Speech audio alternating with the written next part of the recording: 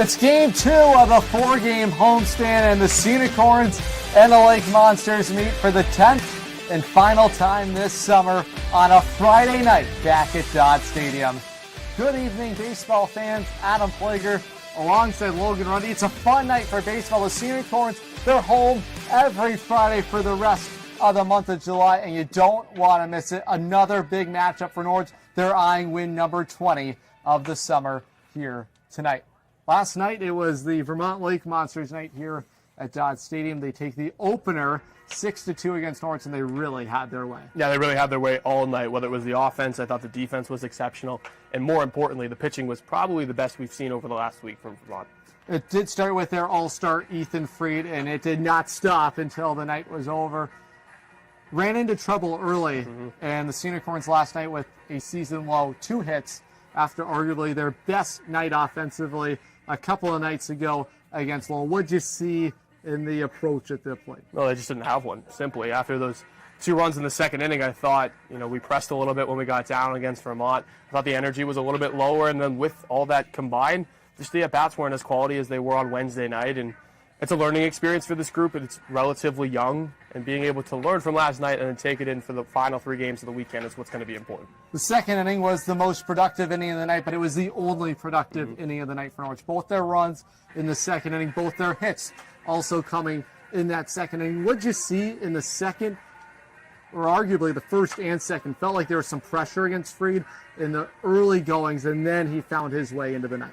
Yeah, Freed was, either tied or losing in all those situations in the first or second inning, and it's easy to hit when you have a lead and be able to have an approach and stay within that approach. Once Freed got the lead after a big Vermont middle innings, it just didn't come into something that we felt was comfortable, and that's been the question with the team all year. When they get down, can they come back? They've done it a couple times. They did it in Lowell the night before, but there are some situations where it still needs to be improved upon. You felt like his slider was his best pitch. What'd you see? I just thought he was executing it well. He started on the front knee of right-handed hitters and he moved it away. Or he slid it in the back door to lefties. He just had control of it. His command was excellent, and his mechanics were even better. Yeah, no doubt about that. Double play ball, a big factor last night. Go back to the one in the second inning. David Pengel, 4-6-3 double play. Patrick Shrake, Brian Richmond, the 2 middle infielders, they changed the dynamic of that ball game. Yeah, Richmond at second and Shrake at shortstop are probably the best duo in the Futures League in the middle infield, and they did what they do best. It was a really simple play. Richmond was shaded extremely close to second base. The ball was hit right at him, and Pengel just didn't have a chance, and that happens in this game, but it's how you recover after that. No doubt about that. The other double play ball coming a little later on in that ball game. Norwich didn't have a ton of base runners, and boy, that double play ball really hurt them. Oh, it's 4 outs right there in the ball game. When you're not hitting the baseball, you need every out you can to try to manufacture, whether it be walks, errors, or the hits as well. And when you lose 4 outs in a ball game, really hard to win. Norwich has been known to drop down the bunt, and that was something you expected to see a little bit more of. The hits, they were not there. The well dried up a little bit. You see that maybe being a factor tonight against this Vermont team, just trying to will your way on base and manufacture some offense with both Bayer and Pengel in the starting lineup. Well, of course, it's always a factor in any game, but it's going to be a situational approach, whether it's TJ Bayer, whether it's David Pengel. I like David Pengel bunting at the bottom of the lineup. We'll talk about a little later where he's at tonight. But again, he's essentially like a second leadoff guy. You want to be able to pass the baton to the top of the order with a man on, because they don't get that situation very often, and this specific Norwich top 3 is really good at doing that. It wasn't just a great night last night for Ethan Freed. They continued all the way until the lights went out at Dodd Stadium last night. Their bullpen was exceptional. 5 innings of no-hit baseball. What'd you see from them? I just thought it commanded the strike zone, right? They got the lead in the early stages of the game, to the middle half, and they just threw strikes. That's all you have to do. Let the defense work, and this Vermont defense is probably the best defense in the Futures League. It felt like their fastball was untouchable. 6 of the 9 strikeouts via the fastball. 4 of the 6, Norwich was expanding their zone. They were, and they were expanding on 2-seamers. So 2-seamers, depending on the arm, a lot of righties last night. So if you're a left-handed hitter, it's going to tail away from you. If it's a right-handed hitter, it's going to tail into you. Both provide their own challenges, and I thought a lot of the hitters that stepped up to the plate for Norwich last night saw that. The other stat I'm sure Norwich is hoping to turn the page from, 4 of the final 7 innings, the final out recorded in that inning was via the strikeout. Yeah, I mean, that happens. It happens a lot when you have bigger swings trying to make things happen. There were runners on for a large part of the night, whether it was hit by pitches or or finding other ways to reach, and you get big, you try to lose your mechanics at that point, and I thought there was not much of an approach, and the bigger swings came in instead of the smaller ones, and the strikeouts packed up. I want to go back to one moment in the game last night. Paul Calandrelli inducing that balk. You see a little bit more action on the base pass. I know you need to get a little bit more traffic on to create some of that, but what does that pressure do? Oh, when you have a pitcher in the bullpen, when you have runners on, they try not to be used to it because they want to shut down innings. With Calandrelli, who's more than likely not going to straight steal, you have to put a little pressure on. A little finesse is always something that you need, especially in the summertime when pitchers have been pitching since the spring and they're not thinking as clearly as they probably were to start the year. I thought it was a really cool move. No doubt about that. Let's go back to one of the stars shining bright last night. It was an all-star for Vermont, Brian Richmond. Not just what he was doing defensively, soft hands over there at second base, but he was 3 for 5, and he began his night 3 for 3. Yeah, he sure did a couple of doubles in the mix as well, both for RBIs. And I thought it was a couple of misplays as well defensively, whether it be in right field or the one that powers out in left. However, that's what Richmond does. He just finds little ways to win. And I don't mean that stature-wise. He's only 5'5", but scrappy he's player. Such a handful, and that's what makes Vermont so good. He's a huge contributor. Yeah, no doubt about that.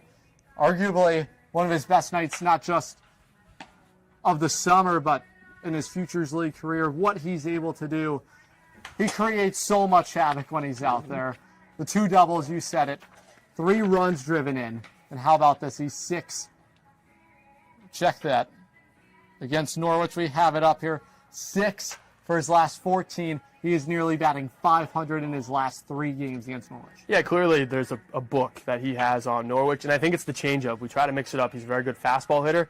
Again, last night there was a changeup left out there. That was the first double, and then the fastball was the second double, and he can hit anything. And you put it at his level.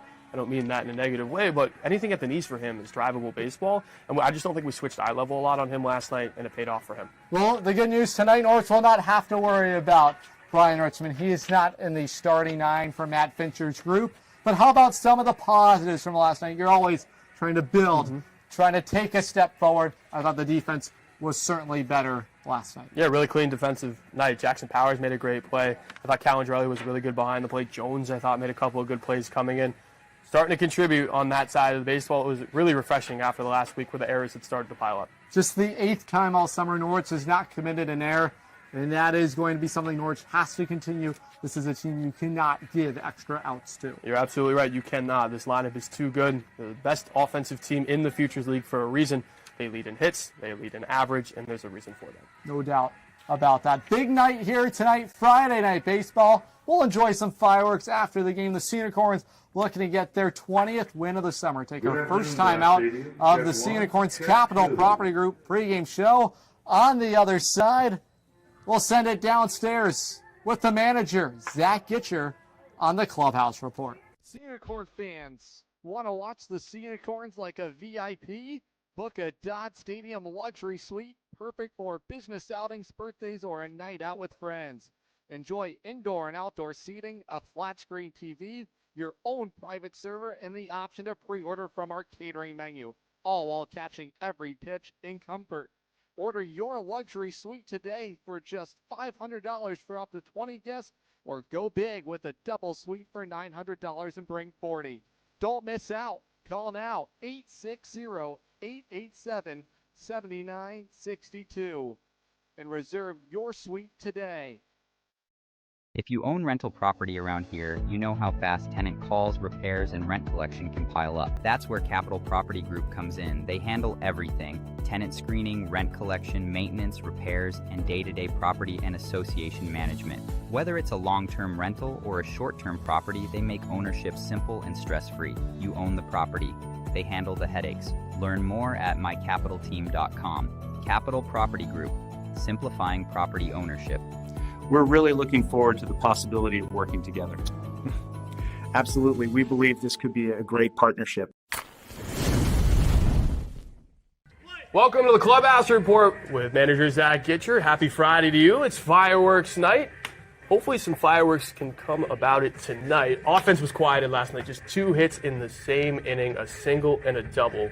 What was the challenge with Vermont pitching last night?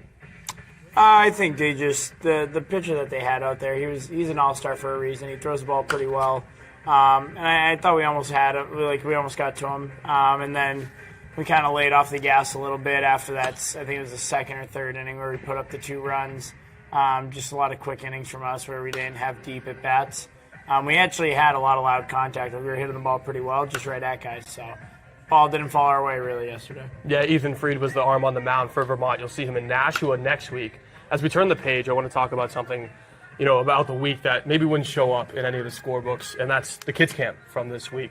For the community to embrace this team like it does, what does that mean to this organization? I think it's incredibly special to have the support that you have here at Dodd and in Norwich, because obviously, there's been a lot of talks about the stadium and stuff, but I think to see the amount of support that we get from the fans on a daily basis, especially on Firework Fridays and when we have the kids camp, that's what it's all about. We get to play a kids game at the collegiate level. I get to coach it, but I think it's incredibly special to have something like this, because in a community, that's what you want. You want to have a place where where the community can go, relax, enjoy a baseball game, some entertainment, and ultimately do it at a fairly low cost. And I think that we're able to provide that, and I think the kids camp was a great way of showcasing that as well. Yeah, so much so that you're wearing one of the kids' hats that was left behind, which is fantastic. Yes. It's definitely cool to see that. And as we turn the page here back to the Futures League season, there's only 11 home days left. There might be a doubleheader with WestField at the end of the year, so maybe anywhere from 11 to 12 games here at Dodd Stadium. What are you looking for your group to improve upon here in the final stretch? I think we've done a good job, especially as of late, since July has turned the calendar's turned over into July. I think we've done a pretty good job at bringing energy. Even yesterday, we had guys in the dugout saying, I can't wait to walk this off in a 6-2 game. That's what we're looking for. So I think just continuing to build off that and then limiting the mistakes. But I think overall, we're in a really good spot, and I'm looking forward to just seeing how the rest of this goes. Yeah, the bullpen's been excellent over the last few weeks. Having a bullpen that not only gets recognized for that with a couple of arms that are going to go to the All-Star game next week, but an MLB draft pick as well. Aiden Cochran signed a free agent deal with San Diego. He was here last night. To have that type of energy around your team and knowing what these guys are capable of, what does that mean to this organization? I think it's incredibly special to anytime you get to have arms like that or bats like that where they get signed and they're still willing to come back. He came down to the bullpen yesterday, was watching another guy's bullpen, and just had asked me if he could stay in the dugout, and I said I had no problem with it. But I also think that speaks to who he is, and it speaks to who a lot of these guys are and the relationships that they've built, because it's not every day when a high schooler gets signed or drafted that they're willing to come back to a summer team that they were here for maybe 2 weeks. And they're looking to stick around and hang out with the guys. So I think it speaks to his character. He's a great kid, and he's going to do a lot of great things. So I'm incredibly proud of him. And I think one of the most special things I saw yesterday was he went over to our clubby and thanked him for all that he did. And he might have had one interaction with him. So Cochran's going to do a lot of great things, and I'm excited for him. Yeah, a lot of great things are coming here tonight. It's Friday night at Dodd Stadium, one of the final Friday nights of the year, just 2 after this. Vermont is another challenge ahead, but Norwich is up to the task. Great stuff down there as always. We love going camping in the summertime. It was a fun baseball clinic right here at Dodd Stadium all week long. But Zach Gitcher designs the lineup card as always. How about we take a look at game 43? A little different look at the top. CJ Nolan draws back into the starting nine. Yeah, he hasn't been in the lineup all too much over the last couple of weeks, and that's fine. I think getting him off his feet, allowing him to watch the game a little bit more, I think is a really good thing, and hopefully comes in with some fire tonight. TJ Bayer, the All-Stars, right back in there, and that is a spark you want to get going. It's massive to have him back in there after the day off last night. It's going to give you that spark that you need at the top of the lineup. Also going to give you some power as well. Matt Park, a guy who has had a little bit of a cold spell as of late. Mm-hmm. It's a big bat in the number 3 spot. It is, and it's all about approach for Matt. He has the power. We've seen that with those pair of home runs this year. He just needs to put it all together. Be more of a contact hitter, in my mind, and the power comes with it. John Bureau, another guy who's been in and out of the lineup. Today he commands left field. We saw that tricky well out there. Offensively, defensively, what do you want to see out from him? Just composure, right? Know the game, feel the game out. Left field is not really his natural spot. It's more so in the infield. However, with the personnel that we currently have, it's where he needs to be out there, and I think he's done a really good job when he is. Tyler Jones will hit fifth. He's at the hot corner. You liked his game defensively last night. Really thought he was good last night, and then I think he's better in the middle of the lineup. He was up at the top last night. I think when he gets to see the game a little bit more, see how the pitcher's operating, his at-bats are a lot better. Brandon O'Neill will play second base today. He'll hit sixth, a guy who enjoys the Knights at Dodd Stadium. Yeah, we've seen him a lot at third base. Now moving over to second base, it'll be interesting to see how he attacks it. He's been very, very solid defensively this year. I expect more of the same. Bryce Miller hits in the seventh spot. He's been really good in that spot in the lineup. Yeah, I like catchers that hit towards the bottom. I think when you're a catcher, you call a lot of the games, so you pick up tendencies. You're picking up tendencies when you're watching on the bench as well. He's been awesome. Jack Treat is back in there. He'll play at first base here today. What do we want to see from JT? JT's got to have good at-bats, and he's got to play excellent defense. I think this is a different alignment in the infield than what we're normally used to seeing. He's going to see some things that are different, stay composed, and learn a lot. Tonight is a game we certainly expect a big impact from this guy, the all-star David Pangle, in that ninth spot. He can really change the dynamic offensively. He can, and I hope he gets on a couple of times because I really think there are going to be some risks taken tonight, especially if we're down in the ball game at any point. I do expect him to drop down at least one bunt in any situation just to get him going again, finding himself on base, stealing bags, and just more importantly, being more of a distraction for the defense. This group trying to provide the run support tonight for their starter, Jackson Prey. He is on the rubber, the Yukon Avery Point product. He's been really good his last few times out. Yeah, he's been awesome. I think he's commanded the strike zone really well. That fastball is an electric, but the biggest thing for him is his energy. I really love how he feeds off the guys, and he creates his own energy as well, whether it's via the strikeout or just big innings that he gets himself out of. I love his energy. 16 strikeouts to the 3 walks his last 3 times out. That strikeout pitch is so massive for him, plus stuff on that fastball too. It's plus stuff on the fastball, but he has more of a feel for the off-speed than a lot of pitchers in this league, whether it be the changeup or anything that moves away from hitters. I think has been really good all year. And the biggest thing for him is he's been composed all year. I don't think anything phases him. He's the same when we're up 5 and when we're down 5 as well. His last outing was against the Worcester Bravehearts. Did not like his first inning, but how about how he responded after it? 9 men came to the plate, and he limited the Worcester offense to just 1 run that inning. And boy, it was a huge opportunity for him to show some fight. Pitching's a lot of mental, right? You're going to have a lot of tough situations, whether it's be runners on the corners, runners on base, guys that can really hit. This Vermont team can really hit the baseball, and they're pests at the plate. Even if they don't get on, their outs, it feels like it takes 5, 6 pitches. It's going to wear you down. He's going to be tested immensely on the mental side. Go-tos for him tonight. Command the zone, trust your defense. It's going to be an exciting night. Jackson Prey on the rubber. Brandon O'Neill is in the lineup, and how about our first edition where we go behind the ink? Welcome to Behind the Ink. We have Brandon O'Neill with us, who has a really cool one. It's right on the same place that Bryce had his on. It's right on his left forearm. Walk me through it. We obviously have the rose here, and then we have music notes to what I understand is a specific song. Yeah, so this tattoo I got right after my 18th birthday from my mom. This song is Sweet Child of Mine by Guns N' Roses, and this is like some of the first lyrics for it. And she also got a tattoo on the same day, and it finishes the lyrics to this. And also the roses for her. Her first tattoo is a rose, so, you know, it's meaningful, definitely. And, yeah, she also has tattoos for my brother and sister, all with their songs on it, too. And, yeah, it just kind of was very fitting, very meaningful, and made the most sense in the moment. Wanted a tattoo, so, yeah, got it.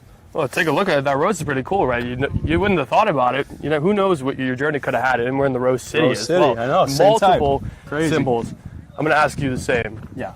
When you're getting your first tattoo, really important to have meaning behind it. What was the thought process behind this one? Thought process behind this tattoo, I wasn't going to get anything impulsive. Just wanted something that I could like carry with me and like what I got on my arm, you know, and like it's going to be with me for the rest of my life, so it's got to be meaningful for sure. Beautiful. Yeah. Brandon O'Neill taking us behind his ink. This has been another episode of Behind the Ink. Sea Unicorn fans, want to watch the Sea Unicorns like a VIP? Book a Dodd Stadium luxury suite, perfect for business outings, birthdays, or a night out with friends. Enjoy indoor and outdoor seating, a flat screen TV, your own private server, and the option to pre-order from our catering menu, all while catching every pitch in comfort. Order your luxury suite today for just $500 for up to 20 guests, or go big with a double suite for $900 and bring 40. Don't miss out. Call now, 860-887-7962, and reserve your suite today. If you own rental property around here, you know how fast tenant calls, repairs, and rent collection can pile up. That's where Capital Property Group comes in. They handle everything: tenant screening, rent collection, maintenance, repairs, and day-to-day property and association management. Whether it's a long-term rental or a short-term property, they make ownership simple and stress-free. You own the property. They handle the headaches. Learn more at mycapitalteam.com. Capital Property Group, simplifying property ownership. We're really looking forward to the possibility of working together. Absolutely. We believe this could be a great partnership. Welcome to 90 Feet with Jack Schultz. First off, congratulations. Thank you. You're an all-star. Yep. How excited are you for that opportunity, and what are you looking forward to next week? Yeah, I'm really excited. My Catholic teammate Luke Carmen was an all-star last year, so kind of coming here, that was a goal of mine, to be on that team this year. Yeah. Absolutely, and obviously that's something you can take back to Catholic with you. Mm-hmm. We talked early on in the season about taking things from the summer. It is a developmental league. As we're at kind of the 2/3 point of the year, what have you taken from it? Yeah, just coming here every day, getting my work in, whether I'm up or down, just getting in the weight room, getting my stretching in, getting my pregame throwing in, kind of just building a routine and just becoming the best baseball player I can. Yeah, you mentioned the routine, and there's a routine socially as well. How has this group, in your eyes, gelled together over the last 3 weeks? Yeah, this group is very tight. Out here during BP every day, hours of our day, just chilling, talking. As pitchers, especially, just getting tight, and bullpen too. So. Yeah, you spend a lot of time with those arms down in the bullpen. What are some of the things from other guys that you've learned throughout the year? Yeah, I don't really have a specific person in mind, but kind of just getting off the mound more often than I did at school. I think that's helped me a lot. Just being on the mound, yeah, right, 100%. Yeah, it's all about repetitions at this point in the year. Trying to get them all in before the new school year. There's only a handful of games left here in the Futures League season, but it's always good to chat. This has been 90 Feet with Jack Schultz. Great stuff down there with the all-star Jack Schultz, going 90 feet. Always a lot of fun. How about we send it to the outfield with a conversation with another one of our all-stars, Adam Carpenter. All right, welcome to the outfield. We're here with Adam Carpenter, one of the new Sea Unicorns for this year. However, he's headed to the All-Star game next week. What does that mean to you? It's pretty exciting. I also get to play with my brother there. He's on the other team, so maybe I'll strike him out. But it's really exciting that I get to come here and obviously succeed around all my boys. It's just been really fun. Yeah, absolutely. You mentioned this group over the course of the year. How has it gelled together from day one to now? Yeah, everybody here, we've all gelled pretty well. Get along with everybody, and everybody's just kind of embraced me, which I really appreciate. Yeah, being on the bus rides, I hear those are the fun times. Talk me through those Mafia games. What does it do for a group like this? Definitely builds the chem. Love playing Moff. Heads up. Love playing Moff. Maybe you did play in high school. Yeah, I told you I wasn't lying to you, Carp. I believe it. That really did hurt, though. But anyways, back to the bus situation. How has that been kind of a development for this group? Yeah, honestly, just getting. I know it's gonna sound stupid, but you kind of learn someone when you play Moff with them. Just kind of bond with them, and it forces conversation, which is a good thing because it gets you talking with your friends, and you just get to know them better. Yeah. I think that's the thing. For those that don't know what Mafia is, it's more so a mystery game that you try to figure out who's lying to you or who's, quote unquote, killing the other people or the crewmates in the game. It was started as a video game during COVID, and it's really evolved into something. But as a pitcher, you don't pitch every day, you don't play every day. So those relationships are really important. Yeah. What are you trying to work on in terms of the social side for the last part of the year? Kind of just getting more involved, kind of being a more outspoken person, I'd say, and just kind of talking to all of my teammates. I'd say everybody would call me a quiet guy, which I'm not here to dispute that, but I'm kind of trying to end that and be more outspoken and trying to be the glue guy here a little bit in a sense. I like it. Always need a glue guy. Carp's been loud on the field. It's really cool to catch up with the guys in the outfield. A of a different feel in terms of interviewing and everything like that, and being able to know you guys a little bit better beyond what the baseball is. And Carp, you're not a quiet guy. Carp's one of the loudest guys in the room once you get to know him. And being able to have that experience with these guys through Mafia and in different types of bonding has been great to see all year. This has been another edition of In the Outfield, this time with Adam Carpenter. We can't wait to watch Mr. Carp out there. He's going to the Gate City, one of our 6 All-Star representatives. But we're looking for win number 20 tonight on a Friday night. We can't get there without our locks to victory. Yeah, number 1 is move the line. Just pass the baton. Have good at-bats, put the ball in play. The hits are going to come. They are. If they're not going to come, find different ways to reach. The other one is control the tempo. Vermont loves to play a really slow game. You're going to see a lot of the 3-hour-plus games with Vermont. However, this team is more geared to play fast. You got to jump out to the lead early. You have to control the tempo and control the night. It's a great night for baseball. Norwich going for win number 20 tonight. It's the 10th and final meeting against the Vermont Lake Monsters. It's the Sea Unicorns and the Lake Monsters right after this.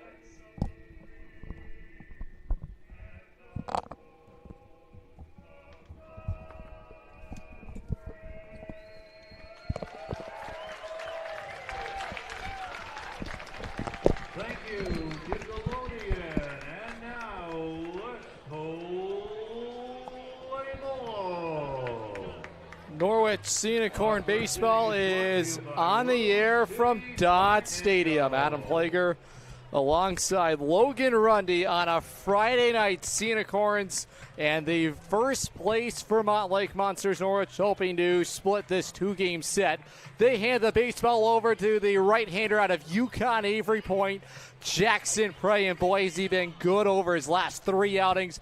4.01 ERA in this stretch, make his 4th start of the summer, 16 strikeouts to the 3 walks, and he really battled his last time out. Norwich picking up the win in his last start. It was back in the heart of the Commonwealth. His second start at Dodd Stadium. What should we expect from the Sea Unicorns right-hander? He's going to work fast, number 1. That'll throw Vermont off because they're used to kind of slowing down the game themselves in a slower momentum of the game. And then number 2, he's going to attack with a fastball early on in counts. He's going to use stuff that moves away from hitters in the later ends. Important outing tonight for Jackson Prey, trying to set the tone against Matt Fincher's lineup on a Friday night. Here is his starting 9. It's the All-Star James Henshin at the top. Boy, isn't it nice to have a luxury like that. Take out an All-Star, you bring one right back in. Here's another All-Star we did not see last night, Hunter Strom, and he has been really good with the bat. He's the designated hitter. Jake Dunlap bats third in left field. Brad Johnston in the cleanup spot. He's at first base. It is Zach Gertzma, the shortstop, batting 5th, the All-Star as well. Travis Stroh hits in the 6th place spot in center field. Tyler Wiltz, who has done damage all summer in Norwich, he will patrol right field. Batting 8th is the catcher Tommy Popoff, with Justin Yeiter over at second base. He rounds out the starting 9, and on the hill, oh, by the way, it's another All-Star, Alvin Gomez. Norwich will certainly have their hands full tonight. Another dangerous lineup put together for Matt Fincher. It sure is. Gomez especially rounds that group off. Obviously, it won't hit, but the pitching's been great. He has 19 strikeouts on the year, but he pitches the contact better than anybody here in the Futures League. So Jackson Prey gets the nod from the skipper. Zach, get your go-tos tonight for Norwich, trying to spot that 20th win of the summer. Yeah, as I mentioned in the pregame show, you just got to control the pace of the game. Vermont slowed things down last night. They played at their speed. We played at a game that was almost 3 hours. Norwich plays at a very quick pace when they're on, whether it's running the bases, whether it's pitching fast. You're going to get that automatically with Jackson Prey. It's about maintenance throughout the whole ballgame. So here is the All-Star leadoff man today, James Henshin. Over at third base tonight for Matt Fincher's group, stands in the back of the righty box. Henshin, a rising junior at Tufts out of Berkeley Heights, New Jersey. Prey's right-handed pitch home. Downstairs misses for ball 1, officially underway at 6:34 local time. Sea Unicorns this summer against Vermont, 3-6 in 9 meetings. That misses up top for ball 2, and the Sea Unicorns 2-2 at Dodd Stadium. This is game 2 of the 4-game homestand here tonight. The 2-0 to Henshin. There's the breaking ball, and Prey still looking to discover the strike zone behind 3-0 on the dangerous James Henshin. The 3-0 home. That is taken on the inside corner, and Prey has his first strike of the night.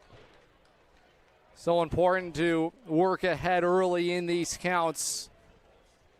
Norwich fell behind over 50% of the time last night. There is ball 4. It's a 5-pitch walk, and immediate traffic is on. Henshin is aboard. Yeah, he sure is, and Prey was very, very fast to deliver. That at-bat took less than a minute through 5 pitches. JP loves to work fast, however, you have to work efficiently at the same time. The mechanics have to be there, the control has to be there, and obviously that wasn't as Henshin walks to start this ballgame. Just the 4th walk issued over the last 11 1/3 innings worked for Prey. Leaned over look is the Norwich right-hander. His pitch is the curveball, and it falls off for ball 1. That was the big curveball. Prey has utilized it early on, and when he is going right, it is the secondary pitches that support his plus fastball. He has been attacking early in counts with the breaking ball. The 1-0 downstairs, 2-0. And quickly 6 of his first 7 have been out of the zone. Well, and 4 of which have been sliders, right? Trying to control with the fastball. You don't want to control with your off speed, because when you throw the fastball, it's going to get hit hard. Vermont as a team batting .279. They clubbed 10 hits in that ball game yesterday. 5 of those for extra base hits, and they certainly ran the bases. 6 stolen bases, 2-1. The All-Star Strom in the righty box. Prey's 2-1 pitch at the top of the zone for a called strike, evens it up 2-2. Slowed it down just a tad. Be a couple more breaths for Prey. It's been a huge difference in this at-bat. Game time temperature is 82 degrees in southeastern Connecticut on 2-2. There's the curveball, big swing and a miss, struck him out. And Jackson Prey's got his first out recorded tonight by way of the K. Yeah, does a really good job of commanding the strike zone in that situation. Goes with the fastball, gets 2 across, then he's able to set up the slider. That's how you pitch forwards. You never want to pitch backwards where you set up your off speed with the fastball. 1 out for the left fielder, Jake Dunlap. Dunlap seeing his first action of the series. And Prey checking in on the leadoff man, Henshin, who drew a 5-pitch walk. Dunlap, a soon-to-be sophomore at Catawba College out of High Point, North Carolina. Righty set from the first base side of the rubber. Chopper to short, picked up by Nolan. Step on the bag at second, fire to first. And how about it? It's an inning-ending double play. CJ starts it, he finishes it, and Prey works around the leadoff walk. The Norwich offense is up when we come back. Sea Unicorns baseball streaming live on YouTube, SNSN Sports, and the Futures League Network. Safe to visit the dentist. In a word, yes. Especially if that dentist is Dr. Katzoff and the staff at Griswold Dental Associates. They follow all the latest safety protocols while doing what they do best, taking care of you. From preventive to restorative, your dental care couldn't be in better hands. To schedule your appointment, call Griswold Dental Associates today, 860-376-2626. That's 860-376-2626. With Jewett City Savings Bank's free access checking account, you get everything you need to take control of your money, including mobile banking, mobile check deposit, and a contactless debit card with mobile wallet. Add a high-yield savings account for even more control. Stop by one of our offices in Eastern Connecticut or visit jcsbank.com to open your account today. Jewett City Savings Bank, member FDIC.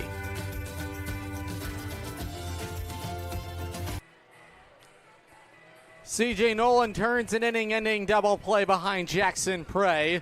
Holds Vermont off the board. Here is the All-Star Alvin Gomez for the Lake Monsters.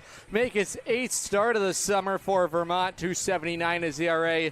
The 19 punch-outs to the 8 walks over 29 innings worked.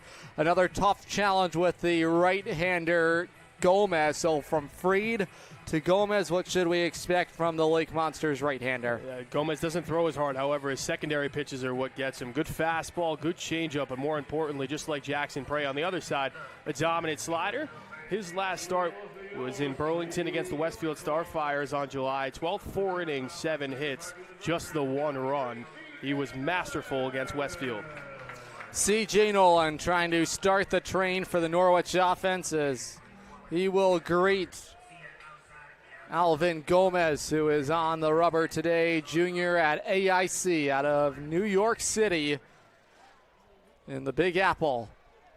Gomez works from the first base side of the rubber. Those gold cleats, the Lake Monsters in their road craze today.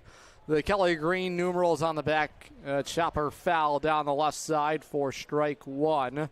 Norwich back in their home whites. The gold numbers on the back here on a Friday night firework night.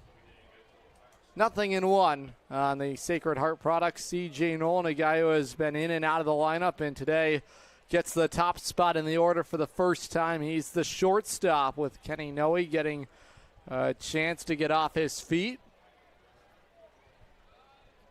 Nolan socked a triple his last game for Norwich. That was as a designated hitter in Lowell back on Tuesday, and he is plunked by the second pitch he sees. Back-to-back games, Nolan has been hit by the pitch, a league-leading 13 times. Now here is Zach Gitcher starting 9.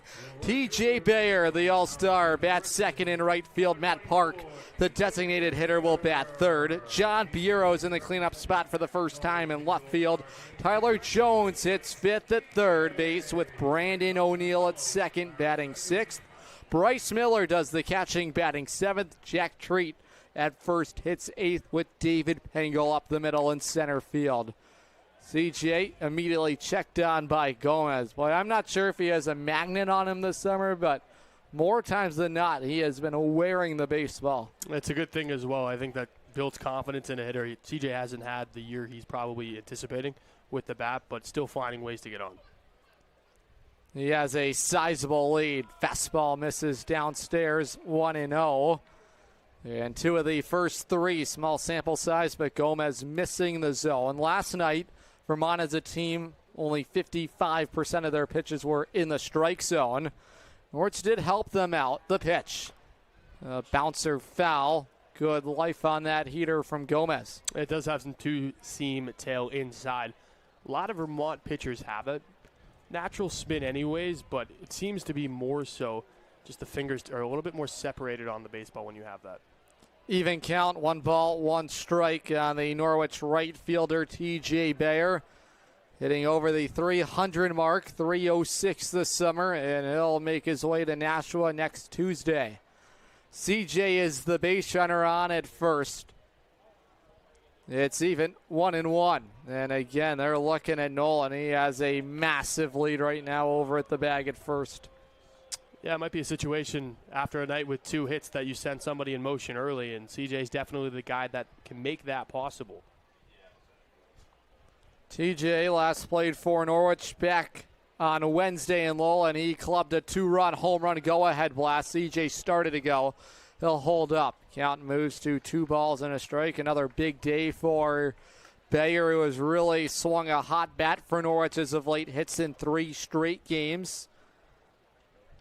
3 runs driven in that victory against Lowell. Here's the 2-1.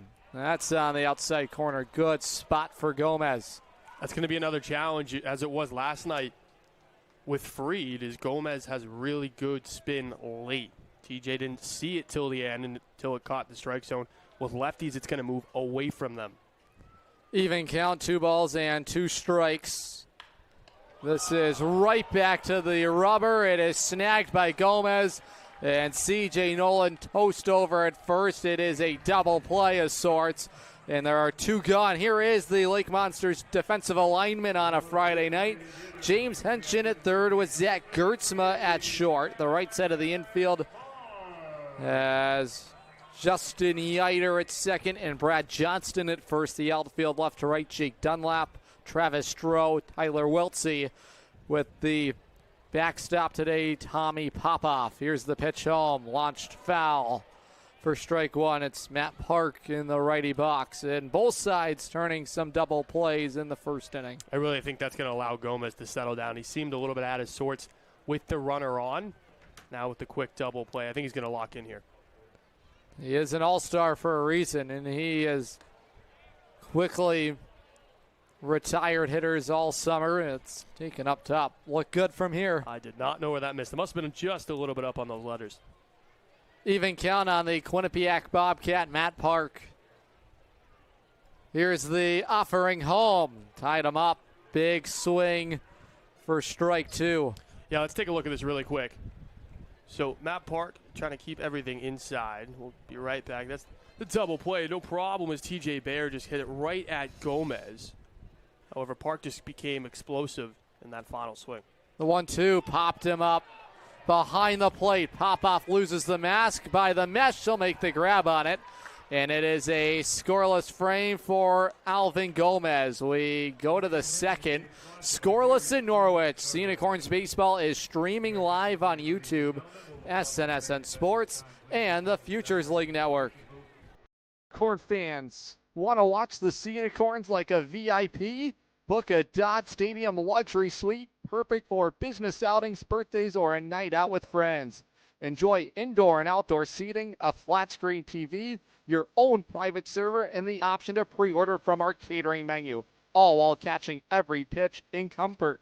Order your luxury suite today for just $500 for up to 20 guests, or go big with a double suite for $900 and bring 40.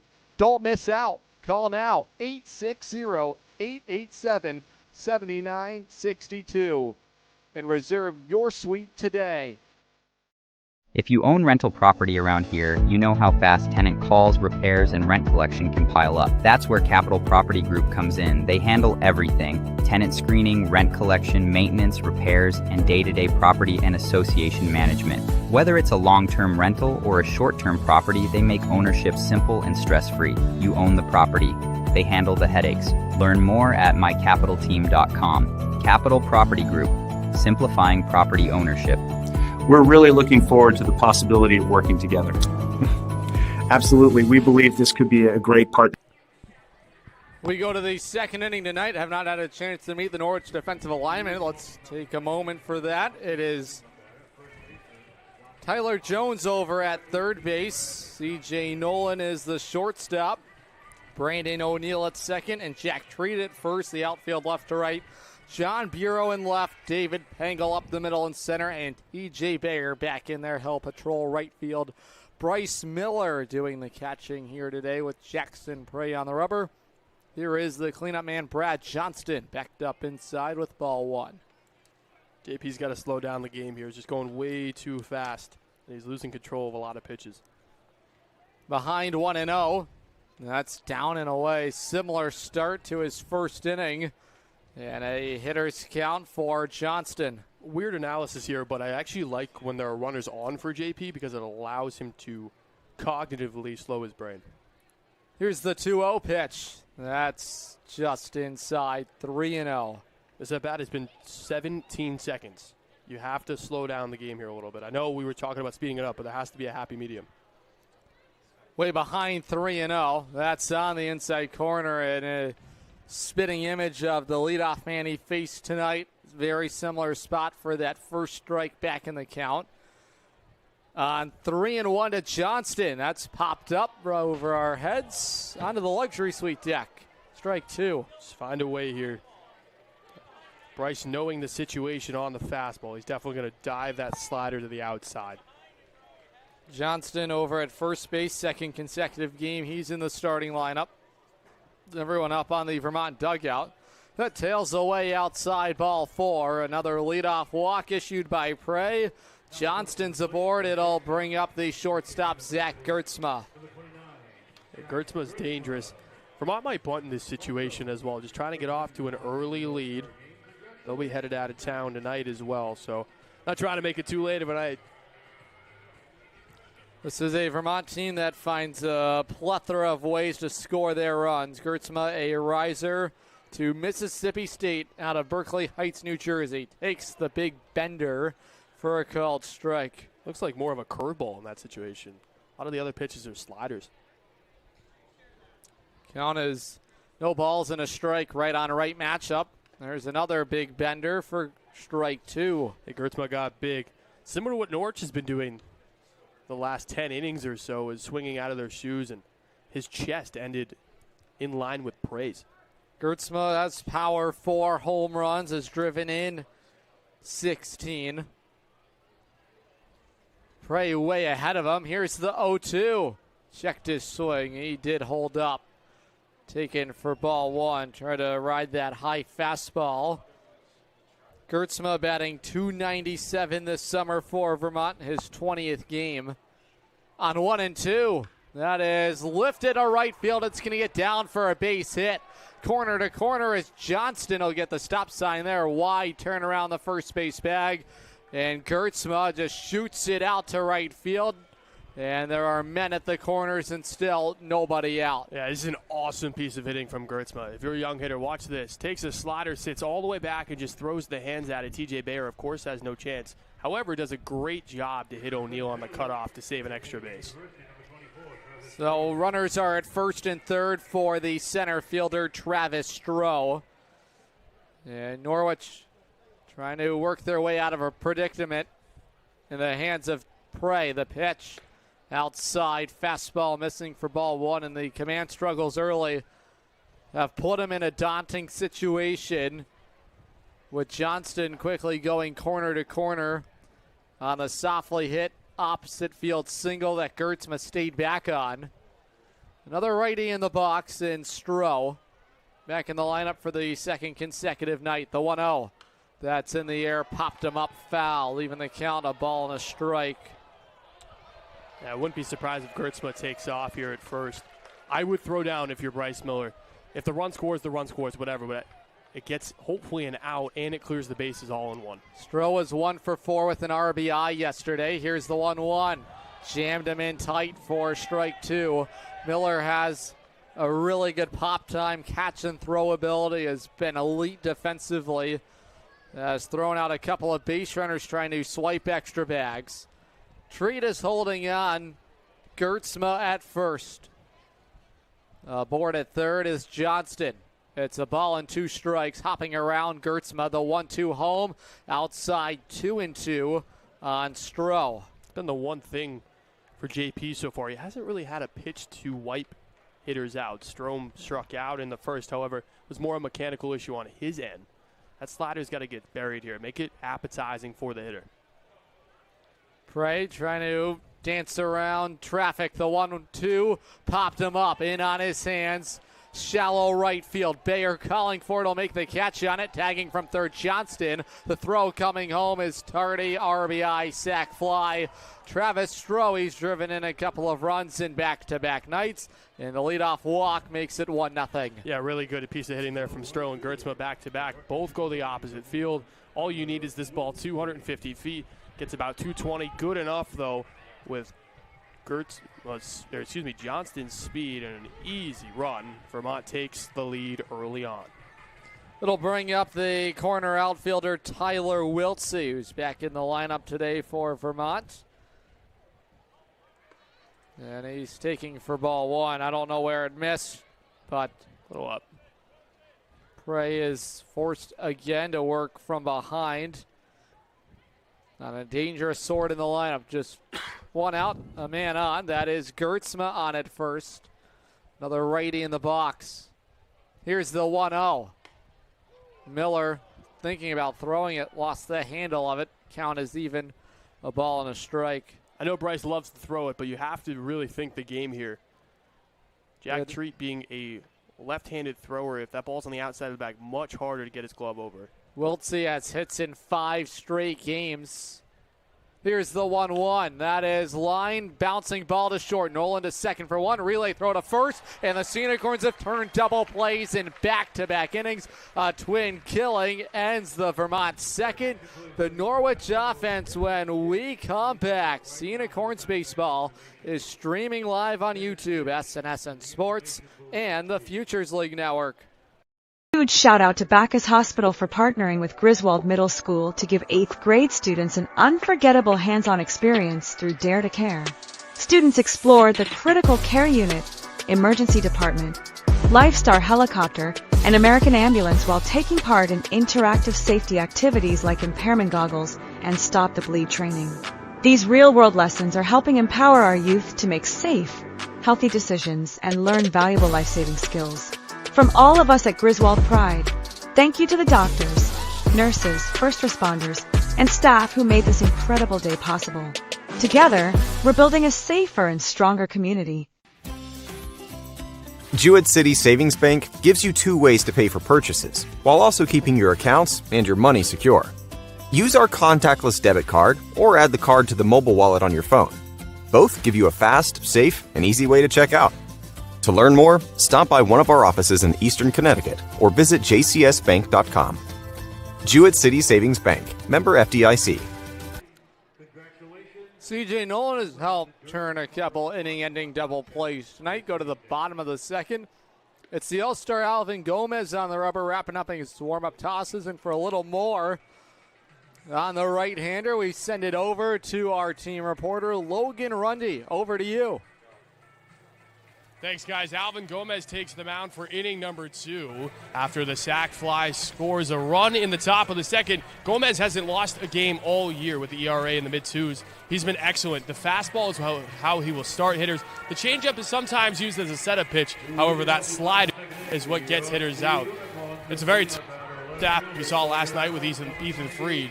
Gomez is kind of the same pitcher with less velocity. He's going to be one of the 10 representatives that will be with Vermont next week in Nashua.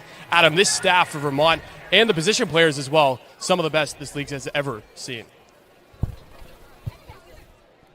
Great stuff as always, Logan. Some insights there on right-hander Gomez. Bureau swats away strike one, foul. And this is a ultra-talented group for Vermont.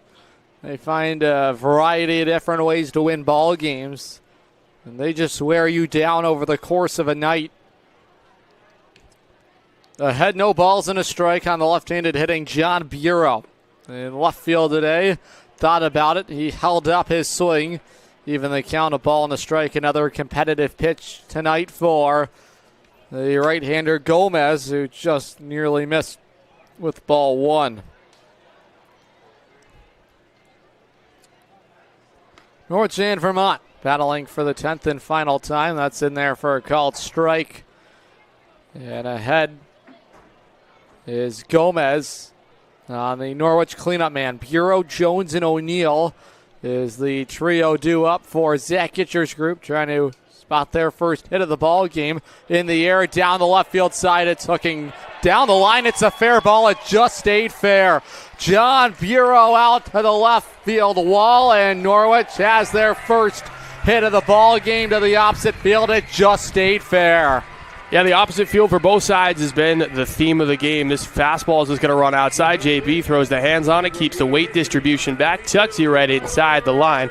Out there, Dunlap just gets it in quickly. However, JB takes 2 bases. Well, I think we both thought it was going foul, and it just landed inside the fair side of the chalk line. And a man in scoring position for Tyler Jones, who has a run driven in this summer for Norwich. His 6th game with the Sea Unicorns, hoping to give Norwich the game's first run. There is an off-speed pitch at the knees for a called strike. I dropped down a bunt. I know I've said it a few times, but not a lot of hits from this group over the last 2 nights. And already down a run. Try to even it back up again. Lake Monsters on top, 1-0 on the sac fly from Travis Stroh. Both sides with a hit today. That leadoff walk in the top of the inning coming around to score. That was Johnston. Here's the 0-2. A little check swing number up the first base line, and boy, that caught Jones right on his fingertips. The guy that battled a hamate injury is trying to work himself back to full strength, and those never feel good. Well, they never don't, and I don't think Jones is seeing the baseball because that never had a chance at the plate, and he still went around on it. Be really interesting to see how he attacks pitch number 4. Count leverage for Gomez, no balls and 2 strikes The right-handed hitting third baseman Tyler Jones headed to Stony Brook. Was teammates with Luke Maltasia at George Washington his rookie year. The right-hander Gomez from the stretch on the first base side. On 0-2 to the plate. Jones cuts and misses. And he is punched out to begin his ball game. First strikeout of the day for Gomez. His 20th of the summer. There's one out. Yeah, just an unfortunate bat for Jones. Didn't really see the ball well throughout it. Saw a heavy dosage of sliders, which is Gomez's bread and butter, as we just discussed a few minutes ago. It's been really good tonight. The fastball hasn't been as great. Just hasn't been able to figure out the movement, but the slider has kept hitters deceptive. In scoring position is Bureau. He doubled down the line and left. Ball one is just upstairs on Brandon O'Neill, who we got to go behind the ink with today. Always a fun segment and a nice addition to the pregame show. The 1-0. That's down and away, 2-0. Yeah, really cool tattoo of his. He's got the music notes on his left arm with the rose on it. Really cool as well. Rose of New England. Right, and the Rose of New England as well. So really cool moment. Guns N' Roses song, the actual notes on her, and his mom has the finishing lyrics to the song as well. That is awesome. What's the song? Sweet Child of Mine? Yes, sir. So not the lyrics, it's actually the notes. So he has some of the notes, and Okay. I guess the phrase, his mom has the rest of the notes on her arm as well. That's incredible. 3-0 for Brandon O'Neill, trying to pick up Bureau in scoring position. Here's the 3-0. Backed him up inside. It's a 4-pitch walk. And Brandon O'Neill is aboard, and Norwich with a little pressure now on the all-star right-hander, trying to bring the game back to equilibrium. Here is Bryce Miller. Yeah, this would be a big moment for Bryce. Had a great first week. Still putting the ball in play. However, the strikeouts have been a little bit up here over the last week. Ball in the gap would more than likely score two with O'Neill's speed. Miller's had the last couple of days off for Norwich.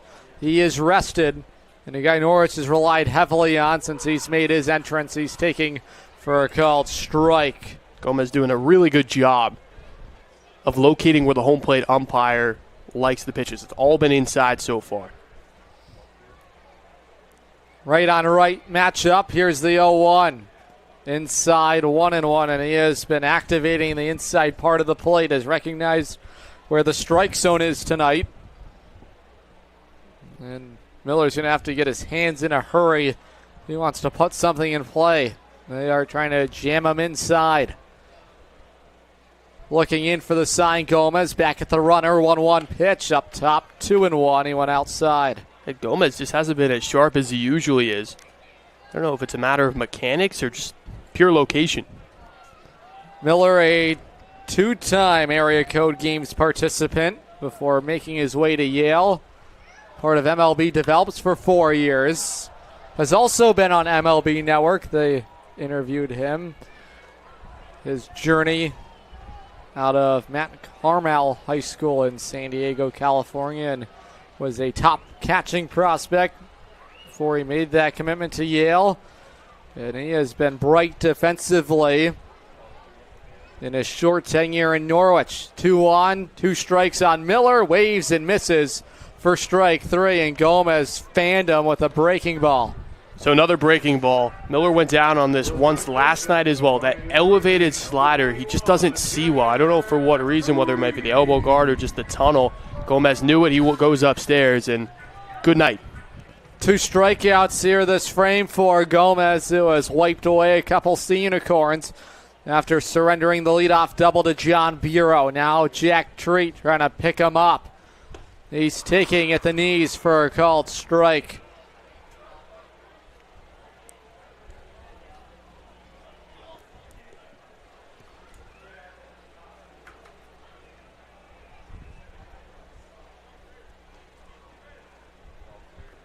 Nothing in 1 on the Bryant Bulldog commit. That nearly got him. And that'll even the count, a ball and a strike. Yeah, big time ball in play here. Treat has struck out a bunch lately as well. It's been a problem here for the bottom of the lineup. It's either been a hit or a strikeout, but here, big spot. The pitch. Treat on top of it for strike 2. He's the number 8 spot in the lineup for Norwich. That is where we have regularly seen him bat when he has been in the starting 9. From the left side of the batter's box, played his high school ball at Montville High School out of Oakdale, Connecticut. Local kid for Norwich, where he has played at Dodd Stadium before.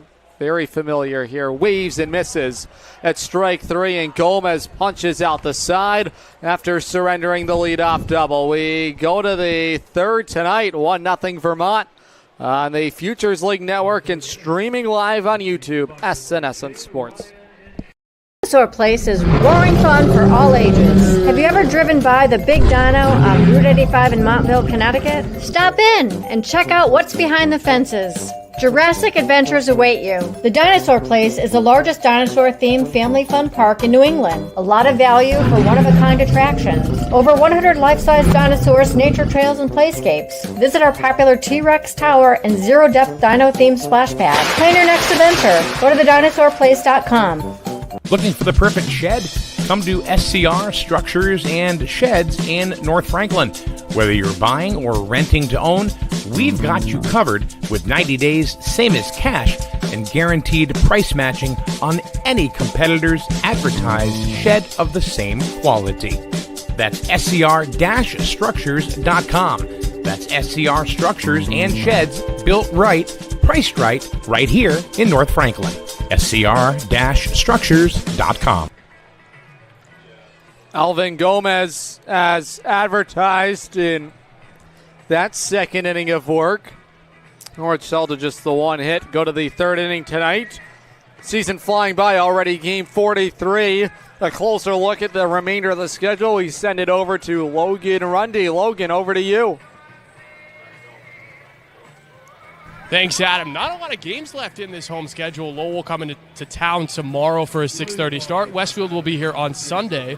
Then it's the All-Star break in Nashua, New Hampshire for 4 days. Then we come back here for the weekend series. That's highlighted by Christmas in July on July 25th against New Britain. Then we're here on July 29th, which is a Wednesday. Then a Friday night fireworks night on July 31st. That will be the final Friday of the year. And then just 3 in August on August 4th, 5th, and 6th. New Britain, a second-place team, is in that slate as well. Adam, time is flying by. Time is certainly flying by. And the leadoff man set down on one pitch to begin the Lake Monsters' third inning at the plate. Good work out there by TJ Bayer. Popoff retired. Here is the second baseman, Justin Yiter, back in the lineup for the second consecutive night. Prey from the full windup. His pitch upstairs, ruled for ball 1. Vermont has been in the state of Connecticut all week, including a ball game over at Duncan Park on Wednesday. That's in the zone, and Prey has the count even on Yiter. He's at second base today.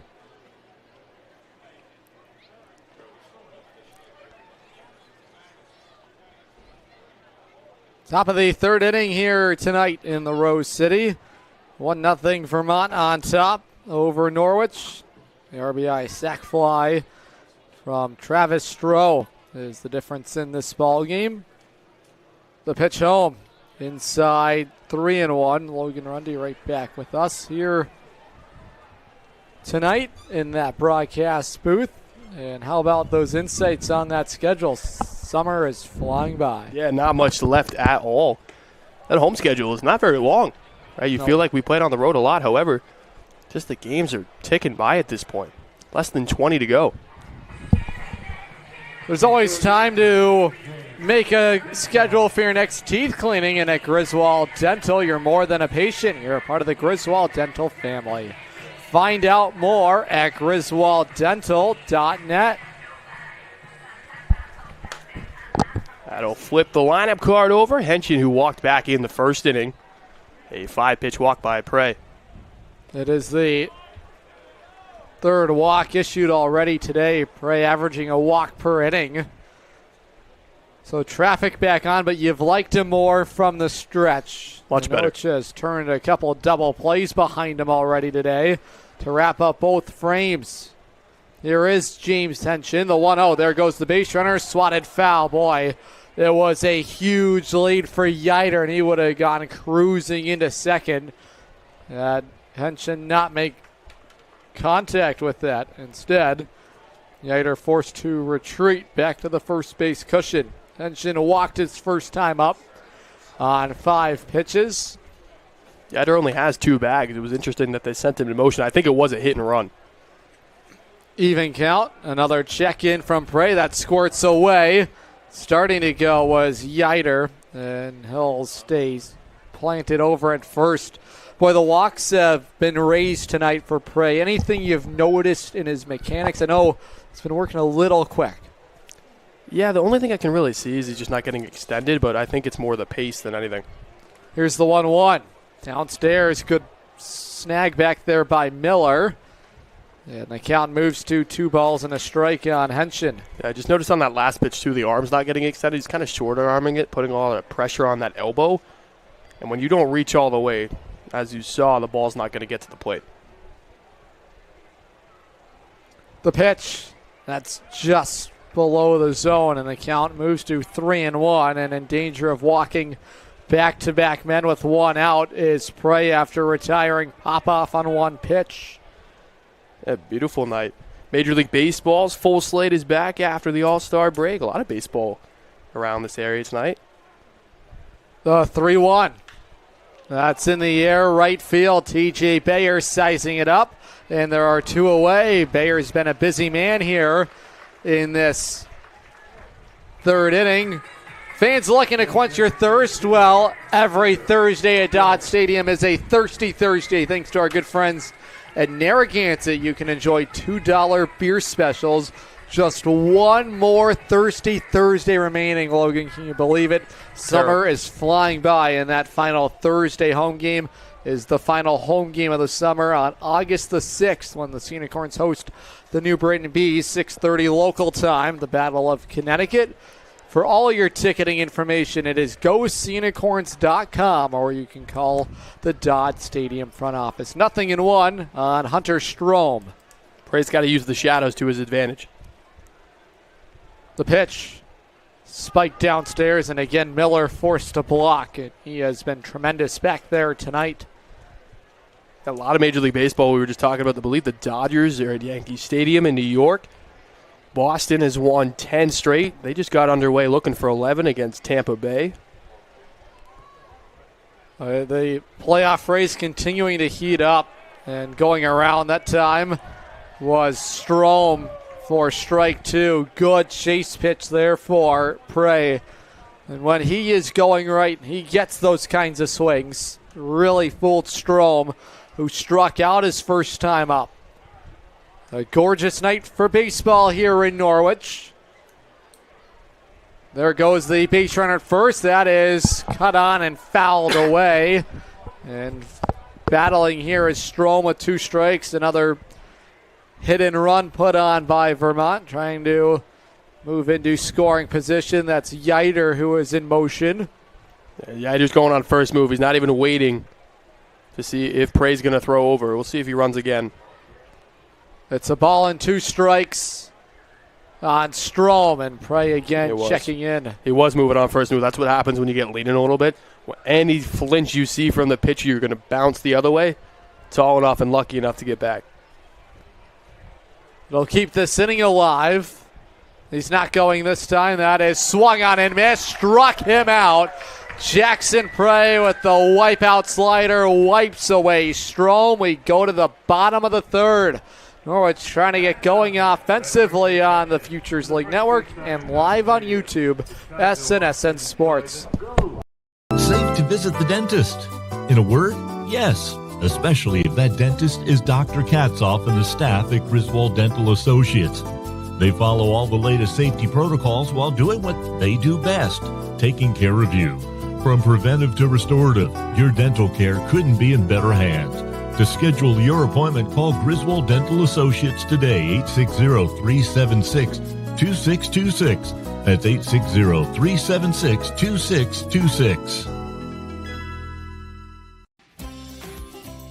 With Jewett City Savings Bank's free access checking account, You get everything you need to take control of your money, including mobile banking, mobile check deposit, and a contactless debit card with mobile wallet. Add a high-yield savings account for even more control. Stop by one of our offices in Eastern Connecticut or visit jcsbank.com to open your account today. Jewett City Savings Bank, member FDIC.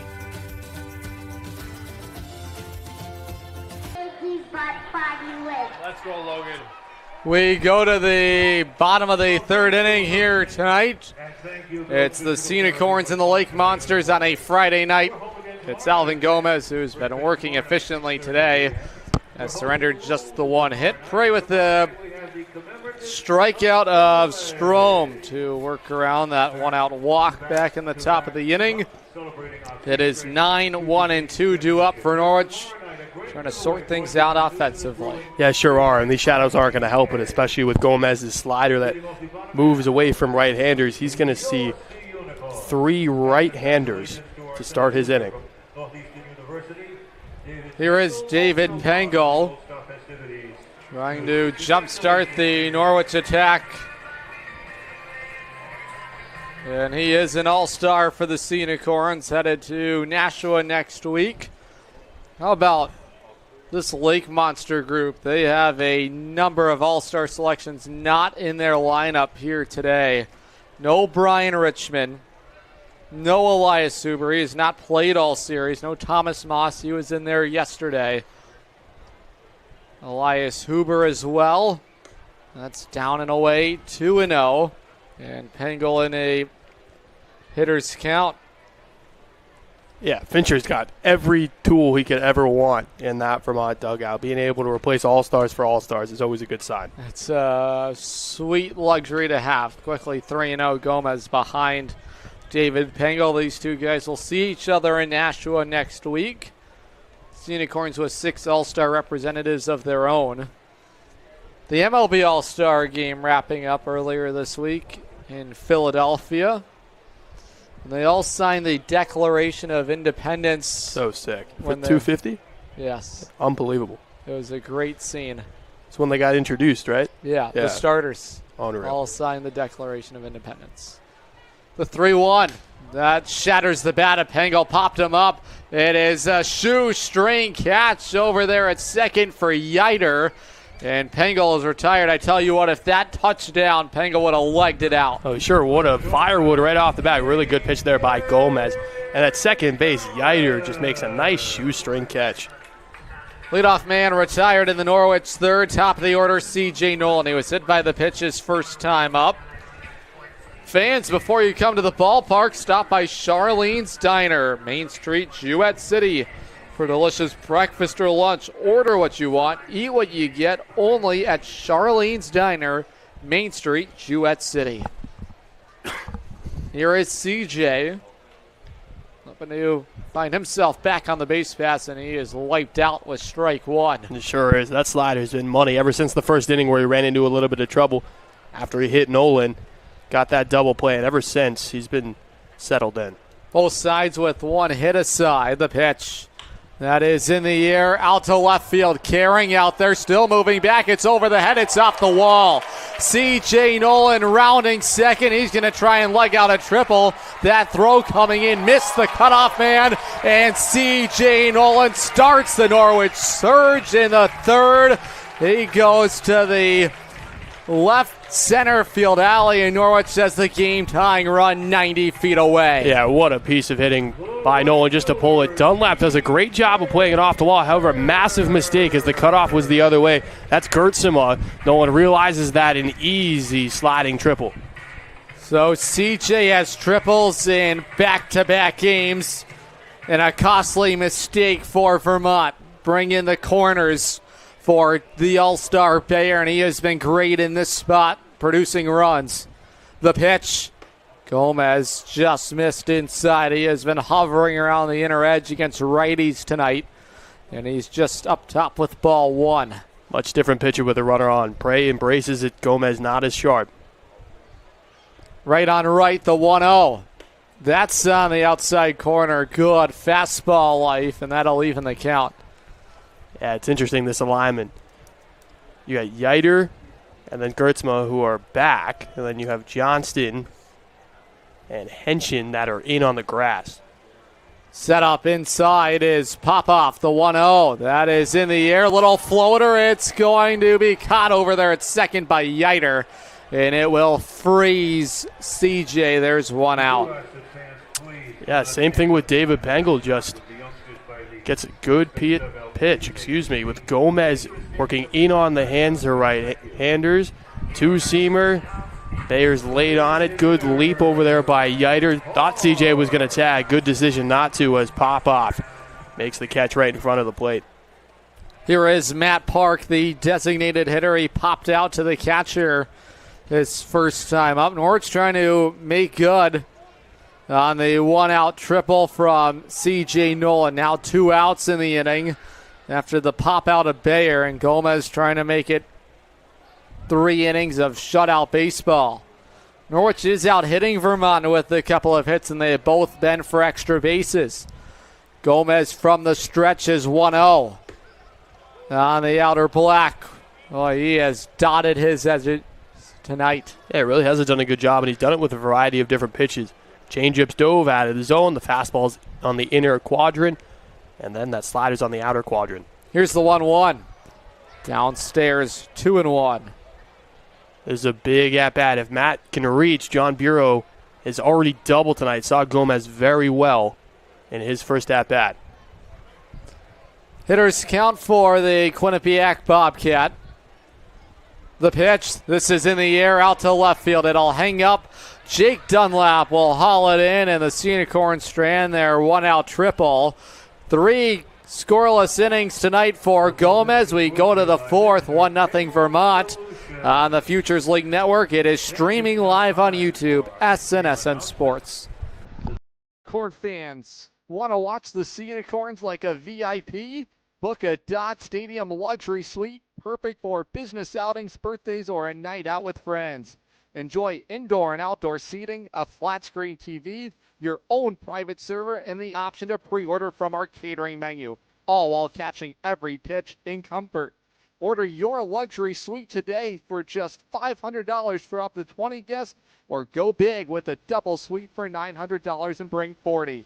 Don't miss out. Call now, 860-887-7962, and reserve your suite today. If you own rental property around here, you know how fast tenant calls, repairs, and rent collection can pile up. That's where Capital Property Group comes in. They handle everything: tenant screening, rent collection, maintenance, repairs, and day-to-day property and association management. Whether it's a long-term rental or a short-term property, they make ownership simple and stress-free. You own the property. They handle the headaches.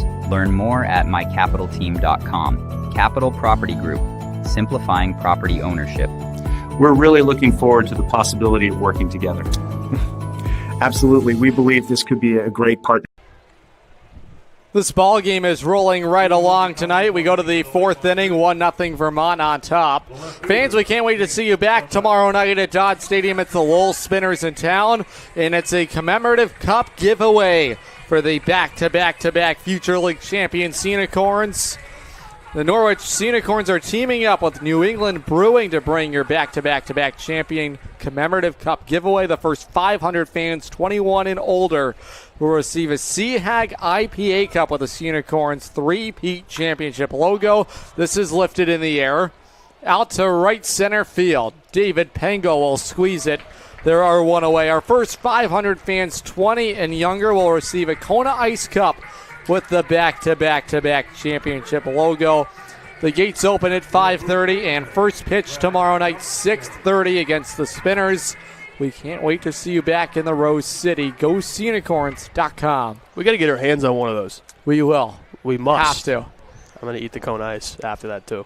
I can't wait to get that Kona Ice. We'll have to enjoy it together in the booth. We're going to have to get one pregame before that line tomorrow night. Remember the last time? It was a huge Kona Ice wrapping around. It's still a pretty big line tonight as well. That's going to squirt away from Miller. Count is 2-0. And Brad Johnston. Dunlap retired to begin the Lake Monsters' 4th inning. We're flying right by tonight. The 2-0. at the knees for a called strike. You know, Kona Ice is only 60 calories. Is it really? I walked past today thinking, oh, it got to be 450, 500. It is 60. Love to hear those numbers. Yeah, you do. I mean, you probably don't want to see the sugar numbers on there, but no. 60 calories, whatever. though. Who cares? We'll work it out. We're getting one. Yep. We will. What flavor are you going with? The pitch popped him up, jammed inside. What are the flavors? I don't know. I think they have raspberry. Definitely not. Blueberry. Nope. I think they have a strawberry cherry. Sure. I don't mind that. I'm a big fan of the blueberry. You would be. I don't really know what that means, but you would be. I would be. It'll match that navy blue commemorative cup logo. Here's the 3-2. That's nowhere near the zone. Aboard is Johnston for the second time drawing a walk. It is the fourth free pass handed out tonight by Jackson Prey. And there is a one-out base runner for Zach Gertzma. Yeah, that was the first time Prey got into a situation where it was 3 balls and 2 strikes. Well, with the slider, which was interesting, the previous 3 were 3 balls and 1 strike. Maybe looking for something to deceive the hitter. However, good at bat by Johnston. Really showing that plate discipline. This is rope to left field. It's going to get down a base hit. Bureau will watch it on a hop. And quickly bringing in the hands is Gertzma. He's 2 for 2 tonight. Yeah, Adam, you mentioned it, 2 for 2. Seeing Prey extremely well at this point. And that's just mislocation. That slider's got to be down low and away. It's just right over the plate. Flattened out. And men are at first and second. There is light action in the Norwich bullpen. Just a man waving his arms, trying to loosen out there, but there's not a catcher down there to receive him. The pitch down and away for ball 1. Norwich hoping to get 4 strong tonight from Prey and keep Norwich in the fight, trailed by a run after the Stroh sac fly in the second inning today. Final meeting against these Vermont Lake Monsters. Prey from the stretch. On 1-0 to Stroh. This is flipped in the air. It's falling in a hurry. It'll get down a base hit, and that will load the bases. So Travis Stroh continues his productive night at the plate, and this middle of the order continues to haunt Prey. They are loaded with 1 out for Tyler Wiltsey. All 6 at-bats here in the middle have been fantastic. 3 singles, 2 walks, and a sacrifice fly from 4, 5, and 6. Well, that's exactly what you want from the meat of this order. Still no visit at the mound. Double play depth is in order. It has been soft contact induced by Prey, but well spotted by the Vermont offense. Wiltsey batting for the second time, hit into a inning-ending 6-3 double play. Cuts away, it's strike 1. So they are everywhere for Vermont. Stroh at first, Gertzma at second, and Johnston at third. It all started after the 1-out walk. Here's the 0-1. Bounces downstairs, and Miller blocking it. We did a little catching demo with him yesterday, and really articulates everything so well. Yeah, he's a one-knee guy. He switched to that last year when he got to Yale, and the benefit of being a one-knee guy is you can get down to everything quicker, and we'll talk about the other stuff in a second. 1-1. That works away from Miller, and it's going to plate the second run of the night. That is one Miller would like to have back on the pass ball, make it 2-0 for the visitors. Yeah, absolutely. This is the disadvantage. You can't move as well laterally. When you just stick the glove out there, you're really rolling the dice. Dice that time did not bounce Miller's favor. So it is a 2-0 Lake Monster lead now. Runners advance second and third. Gertzma at third, Stroh at second. Topper foul off the end of the bat, 2-2 on Wiltsey, who has really seen pitching well over the last week, riding that 5-game hitting streak, and swing here could really blow the ball game up. Prey trying to keep it manageable. Jones is in at third. Treat playing right behind the lip at first. And at standard depth is the Norwich middle infield on 2-2. It's downstairs 3-2. Yeah, Prey hasn't had a lot of control here in this inning. This would be walk number 5 if Wiltsey is to reach. And you got to think there's a mound visit at least to give some time to the Norwich bullpen, which is now throwing. Here's the 3-2. That is sliced to right field, a base hit. Scoring easily is Johnston. Gertzma will follow They'll go to third. And there are men at the corners. RBI knock Tyler Wiltsey. And the beat goes on for the Vermont offense. Yeah, it sure does. Third single in a row. Gertzma, Stroh, and now Wiltsey. Done a really good job to use all parts of the field. A single to each part left by Gertzma, center by Stroh, and now Wiltsey adds on the third component into right field. So Wiltsey on at first, Stroh at the opposite corner. Here is Zach Gitcher. And the entire Norwich infield will join. Double play is still available. This is just a meeting at the mound. And as Zach Gitcher pays a visit out there, Strain Family Motors wants to let you know that while the weather is heating up, so should the fun. Rent a Polaris Slingshot from Strain Family Motors in Lisbon and feel the excitement of the open road. Go to sfmslingshots.com to rent one today. So things have turned sideways for Prey after surrendering the one-out walk. And it has been 3 consecutive base knocks to the 5th, 6th, and 7th place spots in the Vermont lineup. Bring up Tommy Popov. And they have just gone poking to the opposite field here this inning. They have not hit them hard, but they have put it in the right spot. Yeah, they sure have. Good and bad news for Norwich. Peter Glidden is the arm up in the Norwich bullpen. There was questions about him being possibly injured, and it looks like he's ready to go. Second return to play. He pitched in that victory over Lowell at Lasher Park and really came up in a quality spot for the Sea Unicorns, and that is a guy you want healthy. The Southern Connecticut State product. There's that heater down Main Street, and I'm not so sure where it missed on Popoff for ball 2. Yeah, Popoff has kept Bayer busy. Flew out to TJ in right field. Deep fly out as well. Here's the 2-0. That's nowhere near. And Prey suddenly in danger of walking the bases loaded. And Vermont smelling blood here in this 4th inning. Trying to really increase their advantage. It's a 3-0 lead. Here's the 3-0 up top, and a 4-pitch walk issued by Prey.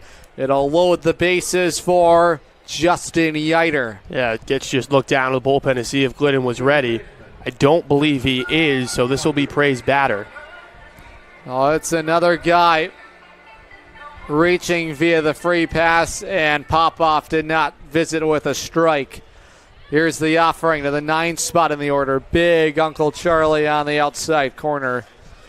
When Prey is going right, it is the curveball and slider early in counts that get him ahead. He is ahead of the 9th spot. Chopper, it is collected at third. Jones's only plays to the first base bag. It's an RBI ground out. Stroh scores. It's a 4-0 Vermont lead. Either way, good coverage over there at the hot corner. Yeah, that really could have been a problem. That was 2 runs if it gets past Jones. Makes a really good play on it. Athletic play by the hot corner. Jones has been really good all there. All 6-2 of them was needed to get up there. Yeah, he's been great the last couple of days, commanding the third base position. Top of the order, James Henshin, 8th man to the plate this inning. That's on the inside corner, and Prey back ahead on the All-Star. Henshin is walked. He's fly to right. If the right-hander Prey could get through this man without further damage, that would be a bright spot for Norwich. Good block back there by Miller. He would certainly love to have the second run back tonight. That just squirted away from him and played at Johnston to increase the lead to 2. That really started the danger of this inning. It's even 1-1. Henshin puts this in the air, down the line in right field. Bayer moving over. That's a fair ball down the line. It's going to clear the bases, and the Lake Monsters have erupted in the 4th. The throw to third and a dead duck is Henshin trying to stretch the double into a triple. It's an RBI marker, and the Lake Monsters have jumped out to a 5-0 lead. Huge shout out to Bacchus Hospital for partnering with Griswold Middle School to give 8th grade students an unforgettable hands-on experience through Dare to Care. Students explored the critical care unit, emergency department, Lifestar helicopter, and American Ambulance while taking part in interactive safety activities like impairment goggles and stop the bleed training. These real-world lessons are helping empower our youth to make safe, healthy decisions and learn valuable life-saving skills. From all of us at Griswold Pride, thank you to the doctors, nurses, first responders, and staff who made this incredible day possible. Together, we're building a safer and stronger community. Jewett City Savings Bank gives you 2 ways to pay for purchases, while also keeping your accounts and your money secure. Use our contactless debit card or add the card to the mobile wallet on your phone. Both give you a fast, safe, and easy way to check out. To learn more, stop by one of our offices in Eastern Connecticut or visit jcsbank.com. Jewett City Savings Bank, member FDIC. So the All-Star, Alvin Gomez, his night is finished, and he was as advertised. He goes 3 innings of shutout baseball, and he departs with a 6-0 lead. The new arm in the ball game is the right-hander Jake Taylor. He takes over for Gomez. Taylor on the rubber, standing 6 feet, 190 pounds, out of Columbia University in Belmont, Massachusetts. He's worked 5 2/3 of an inning. ERA sky high, 15.88. Make his 8th appearance of the summer, 1-0 his record. So Norwich gets to the Lake Monsters bullpen early, but Vermont leading big are up 6 after a volcanic eruption in the top of the inning, tagged Prey for 5, and are on top 6-0, and a spot Norwich is going to have to chip away at if they want any hopes at coming back tonight. Yeah, absolutely it will. Taylor's last appearance has been a while, when Vermont hosted WestField on July 1st. Had 2 hits, 4 runs, didn't even record an out in his appearance. This is a good spot to put him in with a 6-run advantage. Here is John Bureau. He'll lead it off for Norwich as a double today. Well, you go back to the 1-out triple for CJ. Well, you get that run. Would have felt like a very different ball game, 2-1 instead. Vermont went right back to the plate, and they kept it going. Send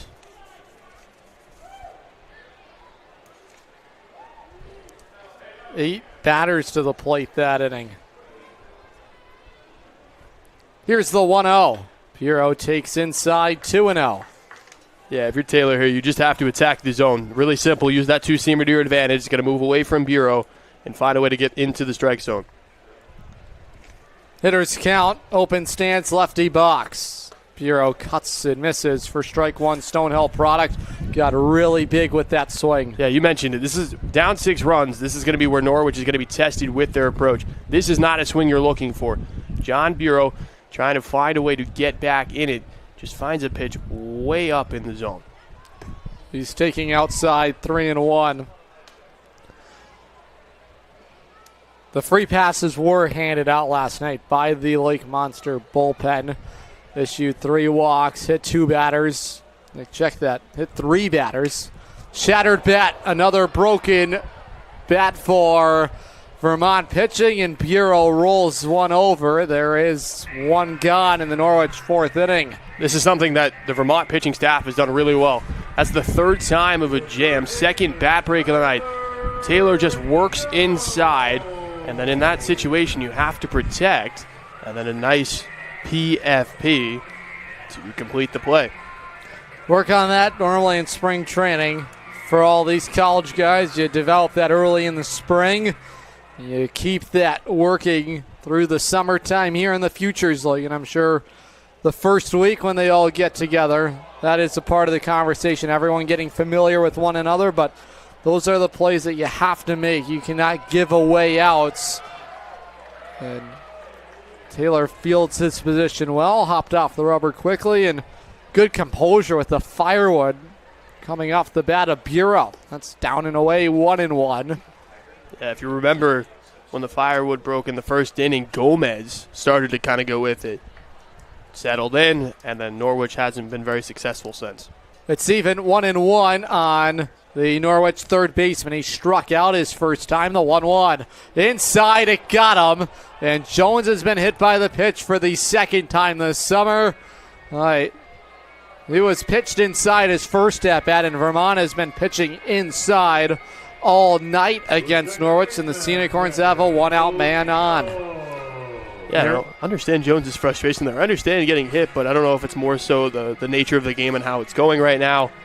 Very interesting reaction from a guy that's usually very composed. I think it's more so about the injury he's battled back from, and that hamate injury really sidelined him. He was going strong, .412 average at George Washington.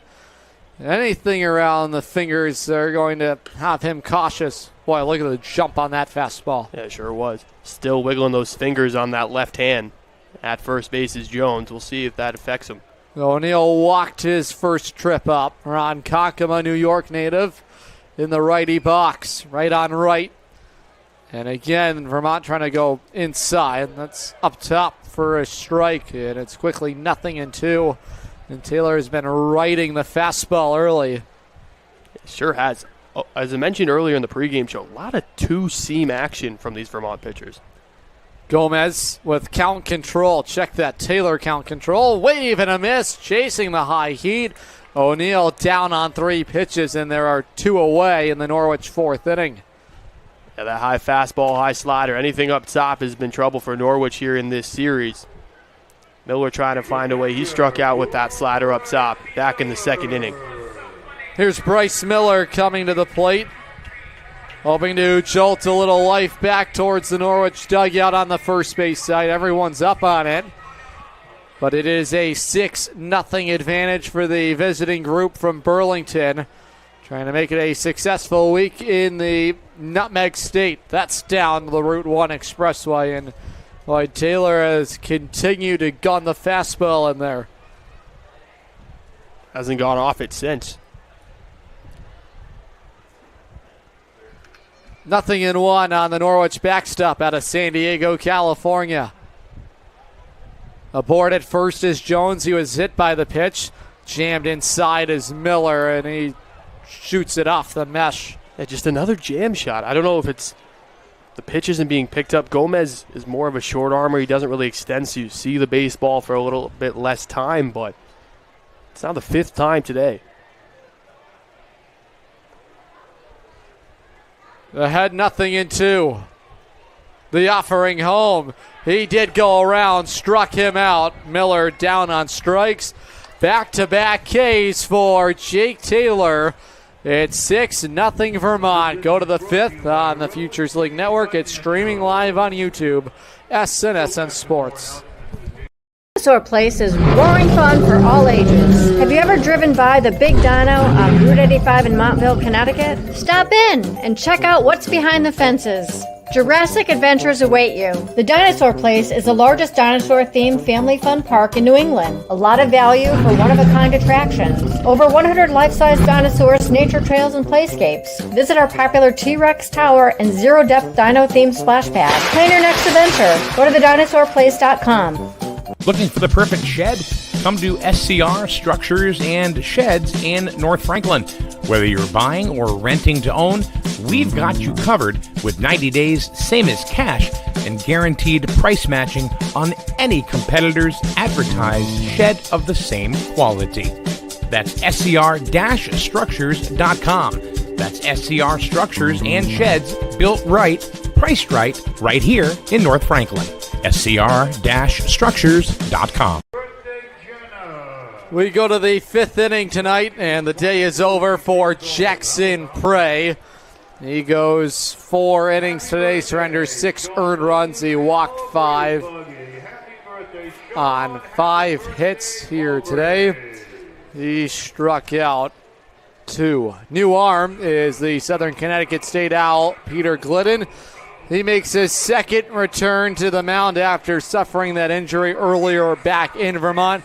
He will meet that same offense. He did pitch back on Wednesday at Lowell Park. Yeah, this is appearance number 10, 1-0, 13 2/3 innings pitched, 3.95 ERA. 13 strikeouts, however, The kryptonite has been the walks in the doubles. 10 walks, 4 doubles allowed since he's been on the mound this year. 9 runs and 11 hits through 13 2/3. It is the top of the order for Vermont. Hunter Strom will lead it off. It is 2, 3, and 4 for Matt Fincher against the SCSU Owl on the rubber. As Adam mentioned, last appearance was July 15th, 1 inning on 1 hit, 2 runs, and 2 strikeouts. Lake Monsters sent 8 men to the plate in that fruitful 4th inning. And they did their damage. Strike for 5, lead 6-0. Glidden's offering home on the outside corner. Ruled for a strike. So far today, Strom has struck out in both of his plate appearances, and the Norwich has kept this all-star quiet today.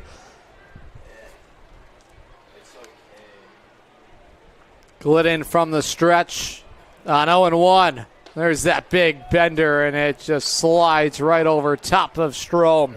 Yeah, Sea Unicorns need somebody to just set the tone at this point. Need a big inning, maybe a couple of strikeouts just to get the guys up and active in that dugout. He is way ahead of Strom, 0-2. From the stretch is Glidden, first base side of the rubber. His 0-2 home. Off the end of the bat, popped him up in right field. Bayer moving over towards the check line, makes the grab on it. And Glidden eliminates the leadoff man in the Lake Monster 5th inning. Yeah, really good stuff by Glidden there. Just controlled the strike zone the entire at-bat. However, Dunlap's going to be his first real big challenge. Dunlap is grounded into a double play and flied out to center field. But it is a lefty batting against the right-hander Glidden.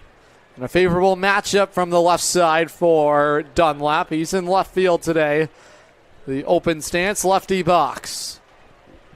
The pitch on the ground, rolled it over. Picked up by O'Neill, gobbles it up, tosses to first.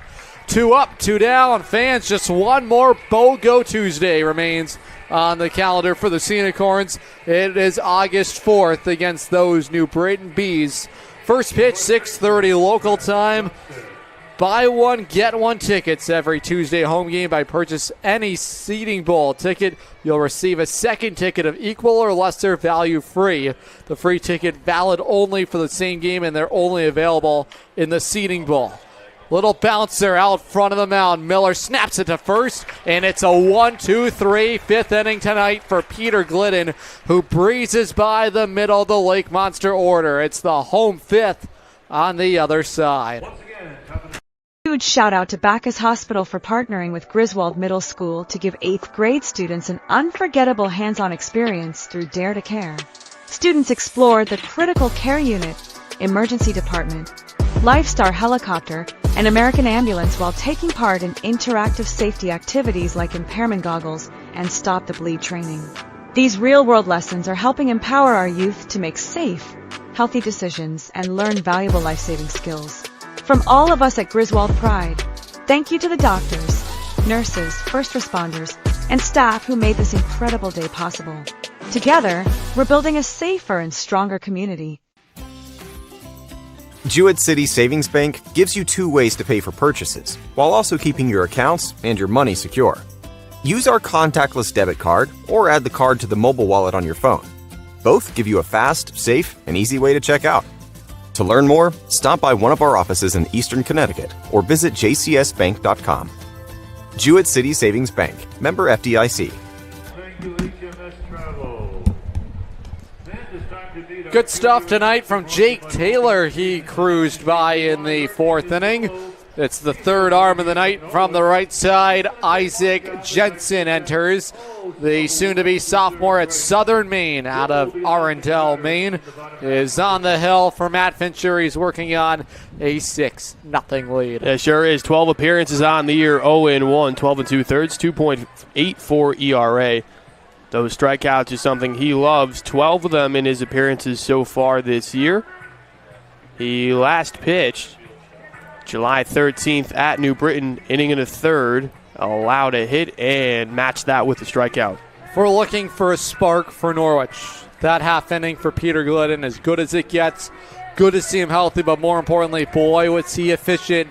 Couple first pitch outs. Yeah, less than 10 pitches in that inning. It's exactly what you needed out of the bullpen. So good move there by managers that get you to get him in the game. Now it's about making long innings with the bats and putting back-to-back at-bats together. They make it 3, they make it 4, they make it 5. It's got to be holding down the line. Last night, 14 quality at-bats. Wednesday in Lowell, nearly double, over double, 29. Big difference from the 2 nights. And Norwich once again just held to the 2 hits so far today. Run in the second and 5 in the fourth. Big swing from Treat, empty, and that has been the kryptonite of the Norwich Bats in this series against Vermont pitching. Jensen working from the stretch, right on left with Treat, 8-9 and 1. That's an overthrown fastball. Yeah, this part of the lineup has struggled. 5 through 8 tonight has 5 strikeouts. 1 from Jones, 1 from O'Neill, 2 from Miller. And Treat struck out back in the second. This is a guy that has seen some more playing time in the absence of Mike Fiataroni, who was living with him while he was spending time in Norwich this summer. Currently away from the team, but is expected back at some point. Those two will be college teammates at Bryan, and that is what is so fun about playing college summer ball together. On the ground, tough play over there at second. Yiter on the run. His throw, it's in time. Justin Yiter with a neat defensive play ranging from his left to his right, and he comes up with a beauty. Yeah, Richmond-esque, if you will. The second baseman for Vermont have been awesome. Yiter, one of the hardest plays is to throw across your body, and number 2, do it accurately. Tip my cap to you, sir. This has been just a part of the complete package for this Vermont team, and a group that has a real identity. They just wear you out. They never back down. Pengel slices away, strike 1 foul. Doesn't matter if they're winning 10-0 or they're trailing in a ball game. They overcame an 8-1 deficit back in Burlington to defeat Norwich 9-8. I mean, a team you can never count out. And this has been a group that is now 13-2 over their last 15 games. That is inside 1-1. It's a torrid pace for Matt Fincher's group, and they do it in a variety of different ways. But most importantly, it has been their bullpen that has paved the path, and a luxury to go to them as early as the 3rd inning. That's fouled off the front foot of Pengel. Well, anytime you never feel a concern. Tonight, their all-star Gomez lasts just 3 innings, and I imagine he still had plenty left in the tank, but this is season management. Vermont knows they are well on their way to the postseason. And if you want to keep around your arms for a good bit, you have to manage their workload, especially for their collegiate baseball programs that they will return to. And Matt Fincher doing exactly that. His team is in a great spot at game 43. A ball and 2 strikes on Pengel. The pitch in the air, foul down the right side. And it has also been the newcomers that have been explosive players for their side. And it's going to be a matter of who they are able to keep around. Last summer in 2025, Worcester paced the Futures League with over 40 wins. Slow roller to second. Justin Yiter, a busy man, to first. There are 2 away. A similar story. It was really the offense for Worcester last summer that paced the Futures League.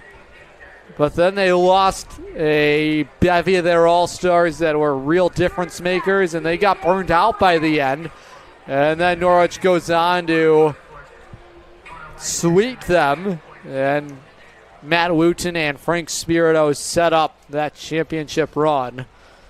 It's going to take a committee in 2026 for Norwich, and interesting enough, it is the Worcester Bravehearts seated right ahead of them by a game. Yeah, crazy stuff can happen here, especially after the All-Star break, but you have to finish strong going into said break to give yourself a chance.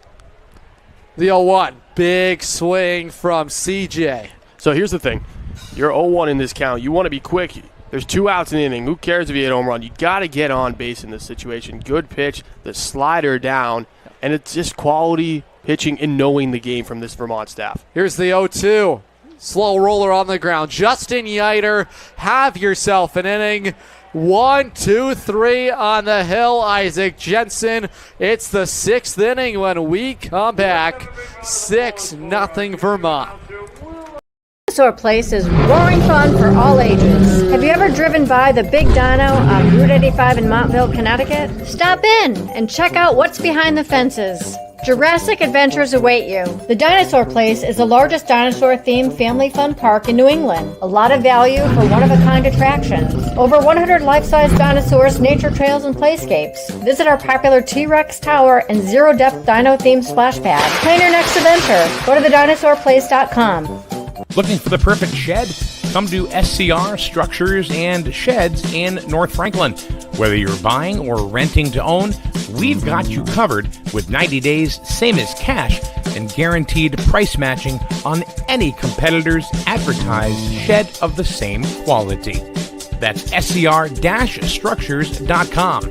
That's SCR Structures and Sheds, built right, priced right here in North Franklin. scr-structures.com. Peter Glidden was lights out in his first inning of work, back out for the 6th. Norwich hoping for some length from him on this Friday night.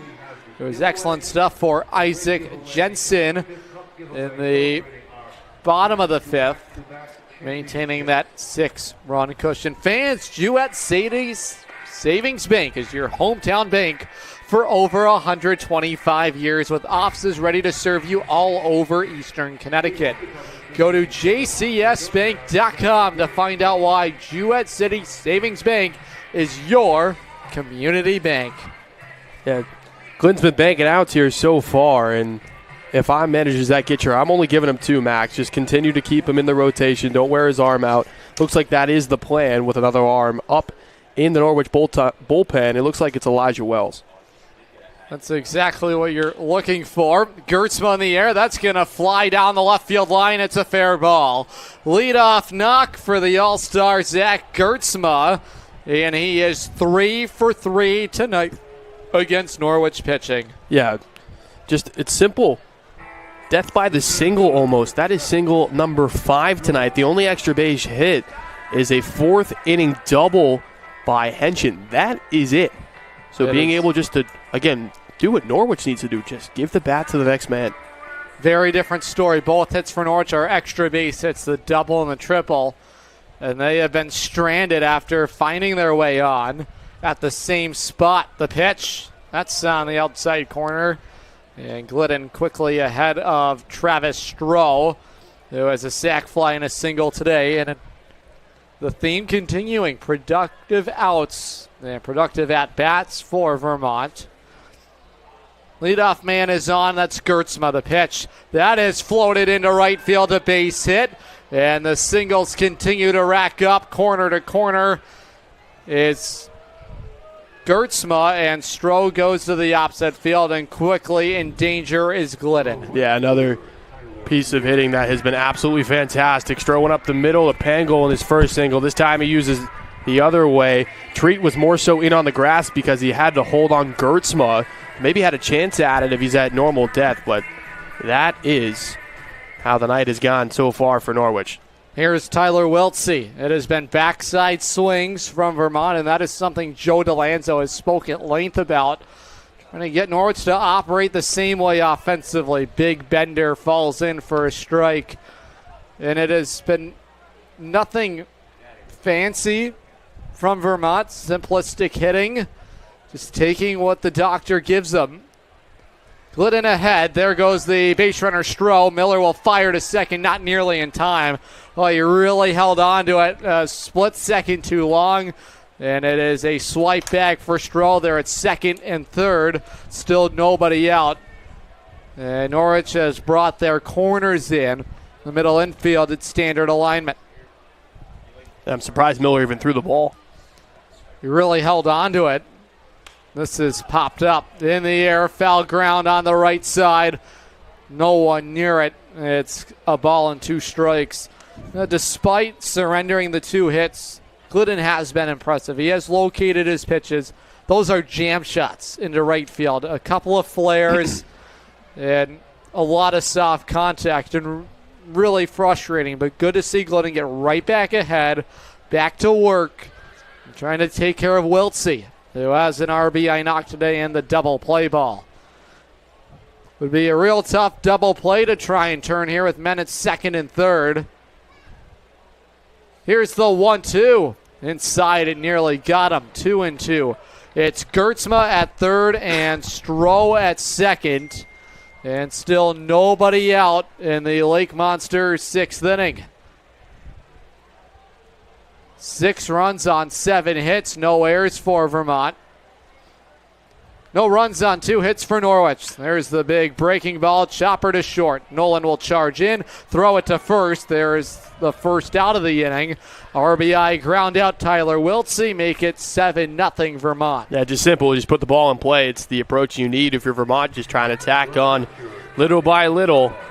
Getting close to the mercy rule. However, it is fireworks night. So the opinion is that there will not be a mercy rule given.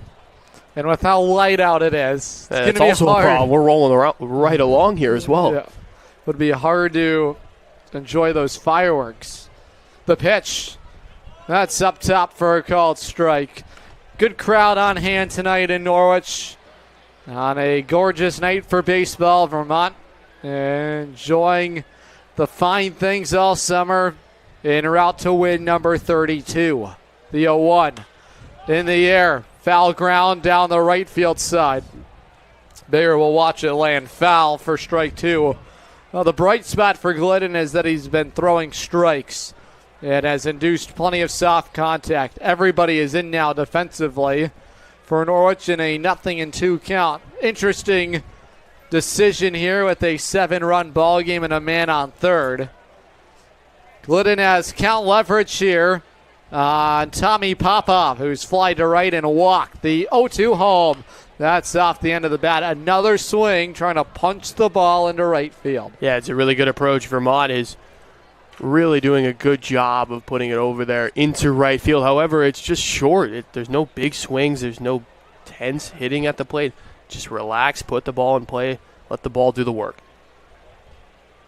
0-2 on Popov. That is on the ground, snagged by Jones. Will fire to first. Good work over there at the hot corner. Jones has been a vacuum.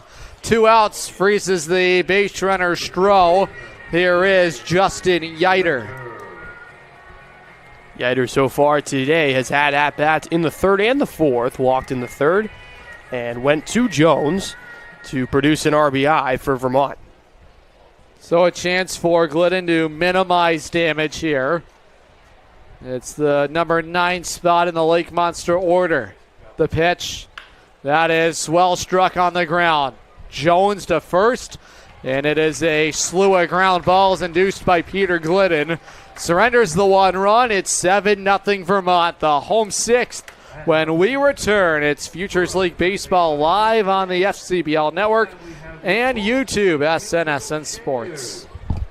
Safe to visit the dentist. In a word, yes, especially if that dentist is Dr. Katzoff and the staff at Griswold Dental Associates. They follow all the latest safety protocols while doing what they do best, taking care of you. From preventive to restorative, your dental care couldn't be in better hands. To schedule your appointment, call Griswold Dental Associates today, 860-376-2626. That's 860-376-2626. With Jewett City Savings Bank's free access checking account, you get everything you need to take control of your money, including mobile banking, mobile check deposit, and a contactless debit card with mobile wallet. Add a high-yield savings account for even more control. Stop by one of our offices in Eastern Connecticut or visit jcsbank.com to open your account today. Jewett City Savings Bank, member FDIC.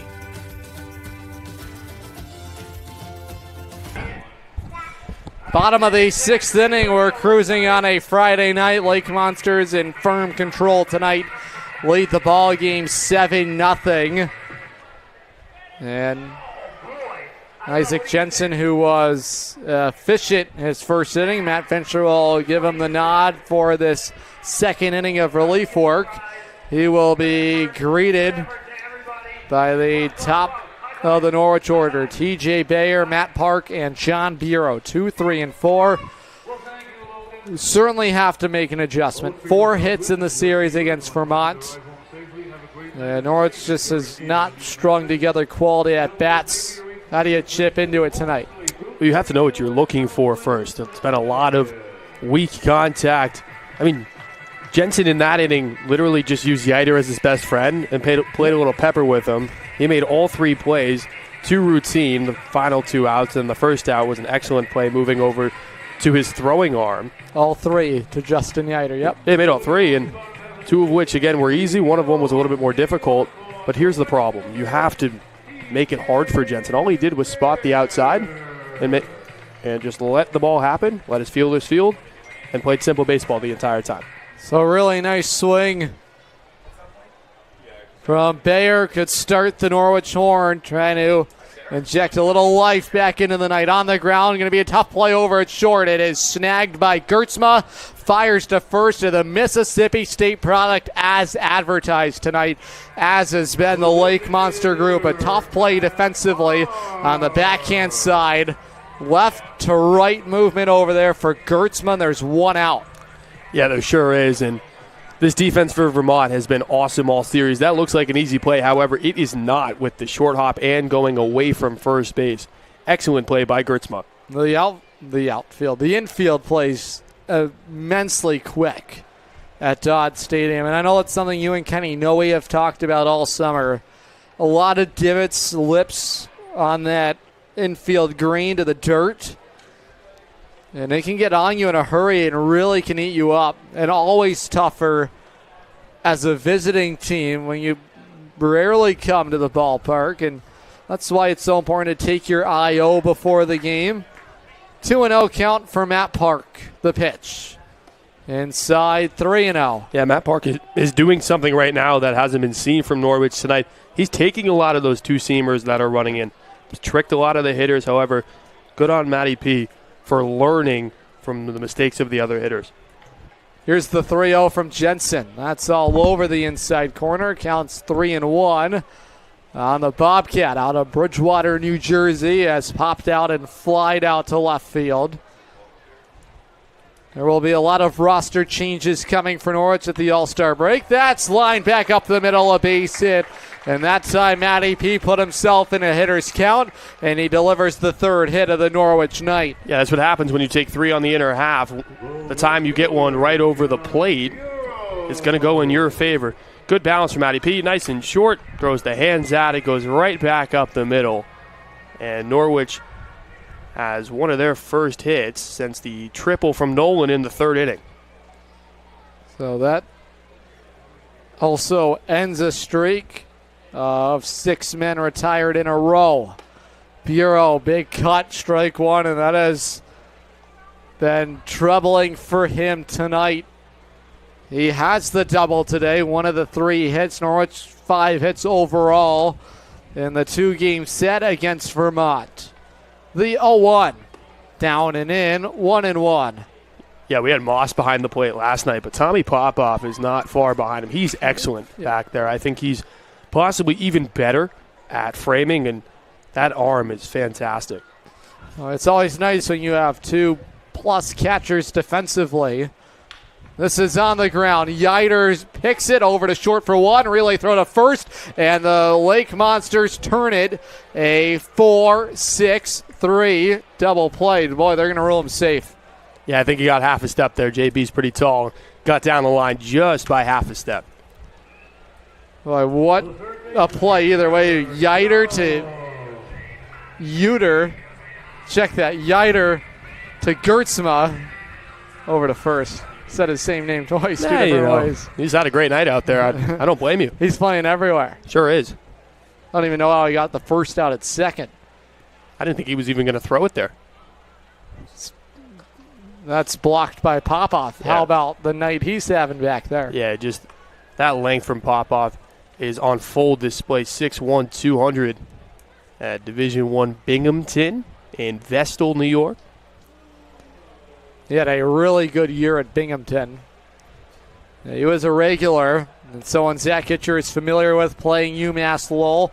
Teams in the same conference. America East.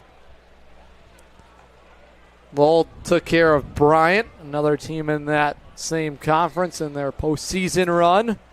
2-0 count on Jones, and a good spot. The pitch sawed him off. There is that inside running two-seamer, and it continues to create all sorts of fits on the Norwich Bats. This has been a Vermont group with a lot of confidence. That has really shown through in their play, most notably defensively, making the plays they've had. They have simplified the ball game. 2-1. Jones to the opposite field foul. 2-2. Better swing. Yeah, you mentioned it, and I was just going to say it. It's a much better approach from Jones, who was a little bit big in his first couple at bats here in the ball game with the strikeout, and didn't get a chance in the fourth inning after he got hit by a pitch, but nice and balanced, good composure. All twos across the board. The pitch home. This is a roller foul, and a good defensive swing from Jones. Really fighting for survival here. Final hope in the Norwich sixth inning.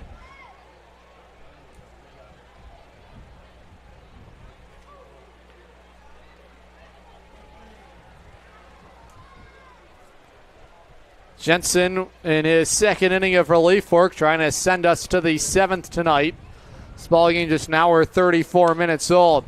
And that breaks the bat of Jones. It sounded like it broke it. Sure did.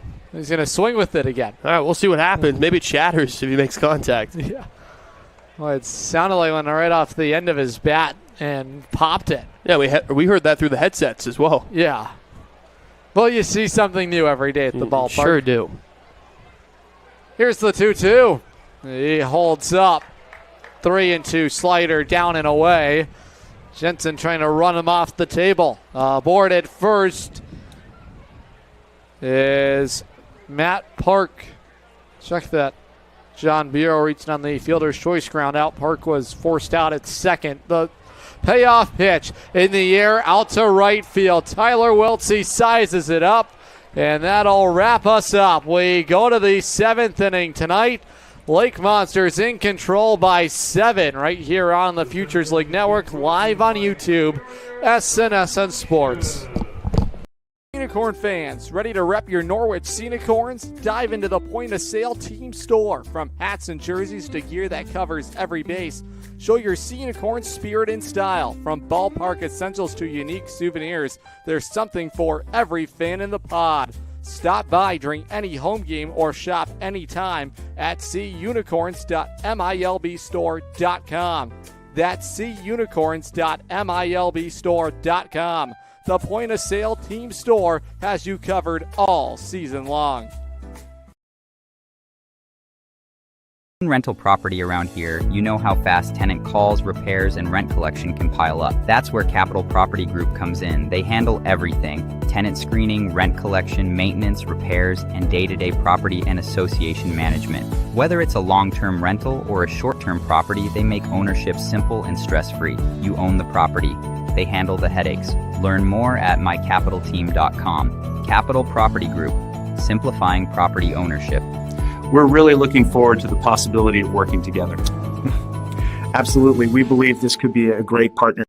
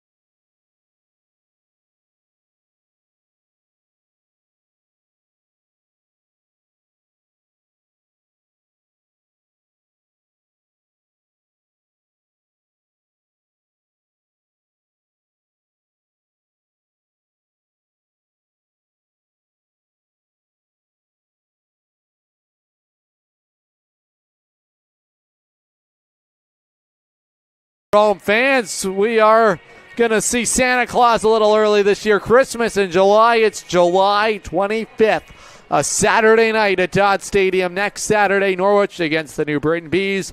First pitch is 6:30 local time. The gates open at 5:30. GoSeaUnicorns.com for all your ticketing information. And that's right, the first 500 fans will receive a Sea Unicorn Santa hat giveaway. Can't wait to see you here. GoSeaUnicorns.com, or you can call the Dodd Stadium front office for all of your ticketing needs. Topper foul down the left side, 0-2. On Strom, fans, Griswold Pride. Pride stands for the partnership to reduce the influence of drugs for everyone. Check out their Facebook page for information. That's Griswold Pride. We're in the 7th inning tonight, 7-0 Vermont. The pitch from Wells, down and away, 1-2. Wells did not see any action this past spring at Johnson and Wales, battling back from an arm injury. And when he has spotted the zone, he has a plus fastball, a good slider, curveball, changeup combo. There is that breaking ball. And a defensive swing from Strom, who has struck out a couple of times and popped out.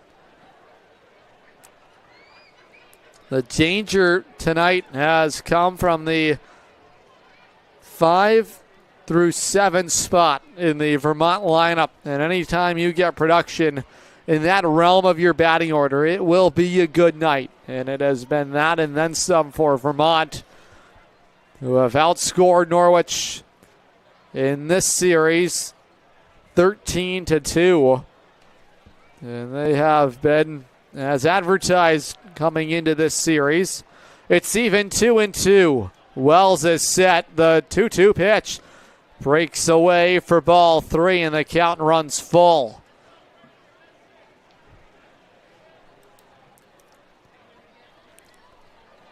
If the inning were to continue beyond the minimum, it would be the cleanup man, Brad Johnston, who would bat.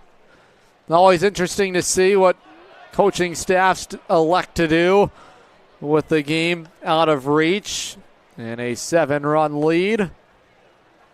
As to any substitutions to try and get some of the regulars off their feet.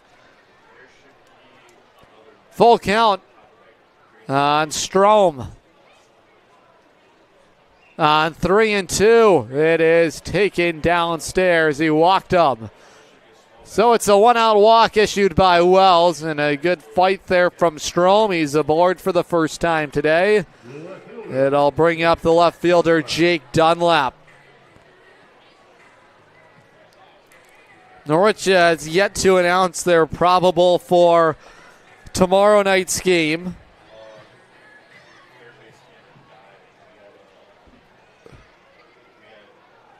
Dunlap plays his college ball at Catawba. Open stance in the lefty box. The pitch from Wells showing bunt. Miller thought about snapping it to first. He wisely holds on to it. Dunlap out of High Point, North Carolina, redshirt freshman. Attended High Point Christian Academy before making his way to Catawba. Hit .389 his rookie year.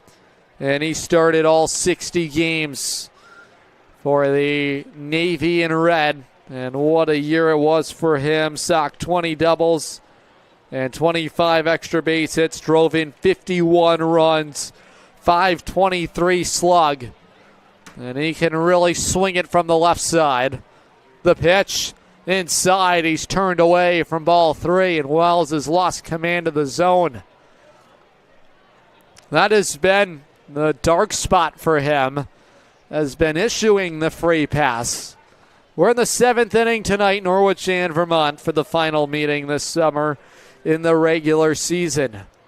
Aboard at first is Stromey walked. There is strike 1 at the top of the zone.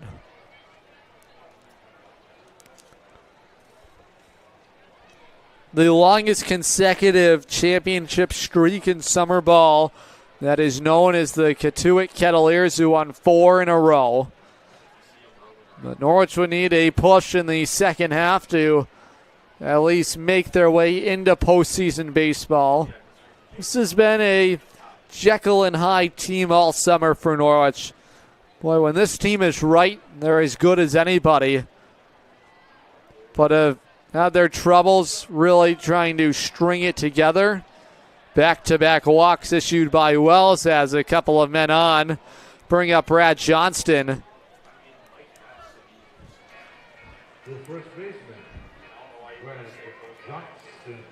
The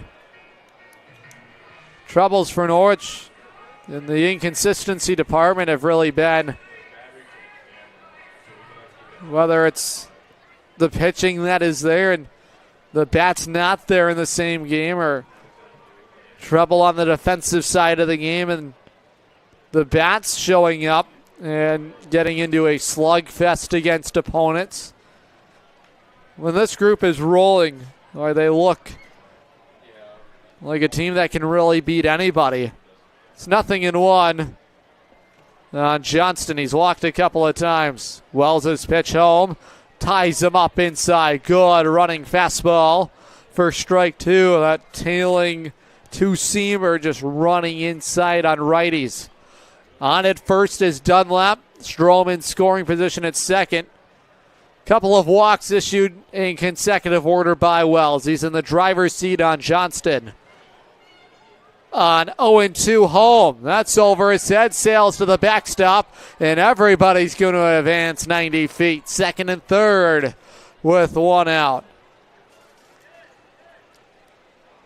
Oh, he just lost the grip of the off-speed pitch. And this is going to draw in the corners for Norwich. The middle infield at standard depth. Johnston playing his college ball at Swarthmore. Top end D3 team. Wave and a miss.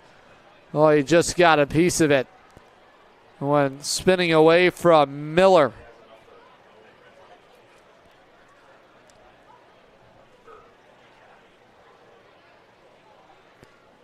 At Swarthmore, Johnston is studying engineering. Appeared in 35 games as a junior, soon to be senior. Hit .309 his junior campaign and a OPS over 1,000, 8 doubles, a triple, and 9 homers, 32 runs driven in, and was a top-end bat at the Division III level. 2-2 count. Wells has it set from the first base side. The 2-2 pitch. Up top, 3-2. And in danger of walking the bases loaded is the Norwich right-hander. On deck is Gertzma. Sea Unicorns have a right-hander loosening in the bullpen down the right field side.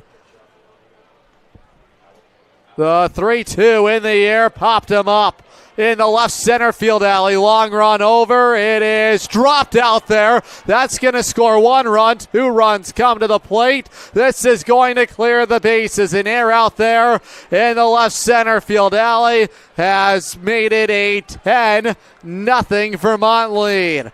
Boy, it was a miscommunication out there between Pengel and Bureau. Bureau, a guy who has not seen a lot of action out there. And it is a 10-0. Check that. A 9-0 Vermont lead. A couple of runs score there as Johnston delivers. And they are for now going to credit him with an RBI double. So Norwich in danger of the mercy rule, but it is a firework night. The pitch. Big breaker misses inside. 1-0 count on Gertzma, who's batting. He is 3 for 3 tonight, and he has had Norwich's number. The pitch outside, 2-0. Tonight is the final of 3 firework nights. Don't want to miss it. Our final firework nights this summer are Friday, July 24th and July 31st, which is also Arcade Cancer Night, thanks to the Echo Foundation. Go SeaUnicorns.com for all of your ticketing information. Masonic Hair Family Night as well on July 31st. It will be a sold-out house, and we want you to get your tickets today. Want to be here for this event.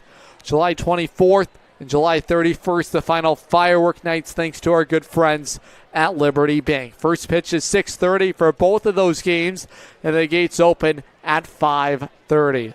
3 walks now from Wells here in the 7th inning.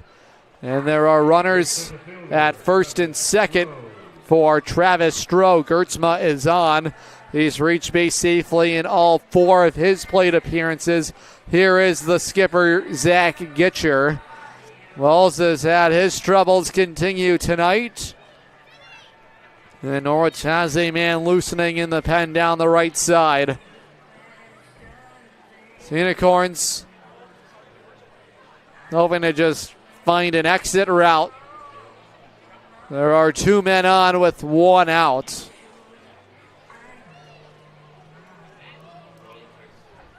Everyone huddling at the mound. Fans at the Burns Agency, let them simplify your insurance needs. Go to theburnsagency.com to find out more. The Burns Agency, now part of Hub International. Runners are at first and second. It is 9-0 Vermont. This has been a lengthy conversation. I would imagine this is to help provide some time in the bullpen for the right-hander loosening.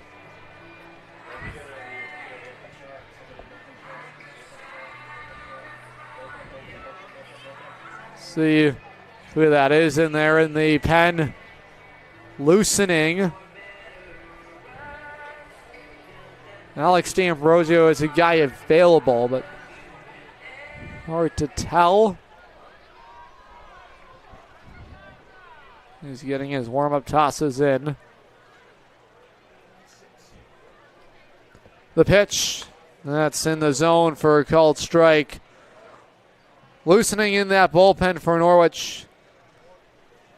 Could not be 36. Jacob Snyder pitched yesterday, so would be tough to see him go on back-to-back days.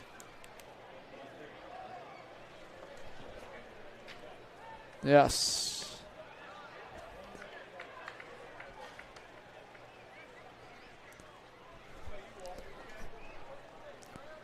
Count is even, 1 ball and 1 strike on Stroh.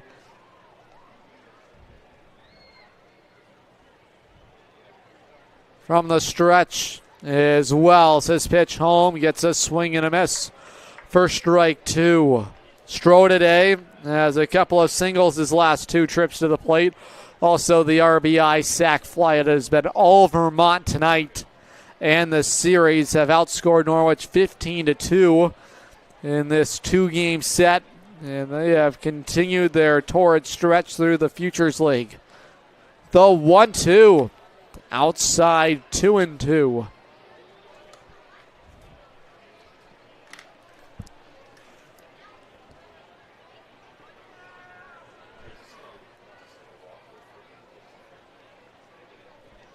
Even count. Wells trying to spot his second out in the inning. 9 runs on 8 hits today for Vermont.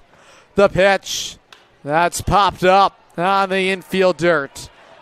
Calling for it is Brandon O'Neill, fighting the lights. 2 outs. Wells induces that pop up on the infield. Here is Tyler Wiltsey. This is an important out for Wells to get to try and help save the bullpen.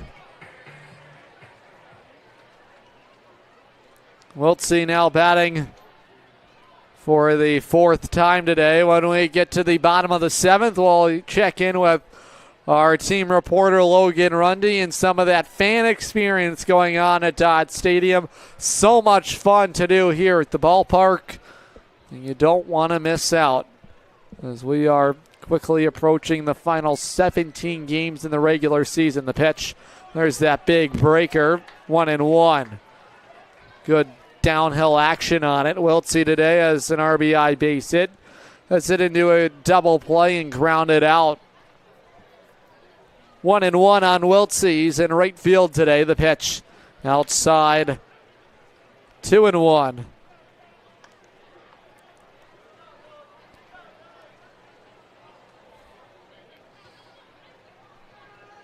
Wiltsey playing his college ball at Rutgers out of Audubon, New Jersey. Has some traffic on. 2-1 count. From the stretch is the Norwich right-hander. The pitch home backs him up for ball 3.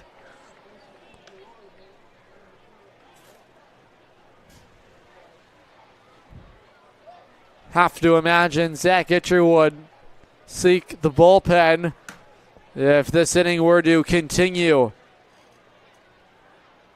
The 3-1 inside, he lost him. It's a 5-pitch walk from Wells, load the bases, and it'll bring up the catcher Tommy Popoff.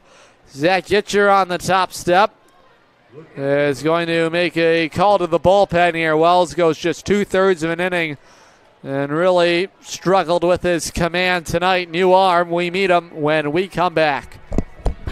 Unicorn fans, ready to rep your Norwich Sea Unicorns? Dive into the point-of-sale team store. From hats and jerseys to gear that covers every base, show your Sea Unicorn spirit and style. From ballpark essentials to unique souvenirs, there's something for every fan in the pod. Stop by during any home game or shop anytime at seaunicorns.milbstore.com. That's seaunicorns.milbstore.com. The point-of-sale team store has you covered all season long. Rental property around here, you know how fast tenant calls, repairs, and rent collection can pile up. That's where Capital Property Group comes in. They handle everything: tenant screening, rent collection, maintenance, repairs, and day-to-day property and association management. Whether it's a long-term rental or a short-term property, they make ownership simple and stress-free. You own the property. They handle the headaches. Learn more at mycapitalteam.com. Capital Property Group, simplifying property ownership. We're really looking forward to the possibility of working together. Absolutely. We believe this could be a great partner.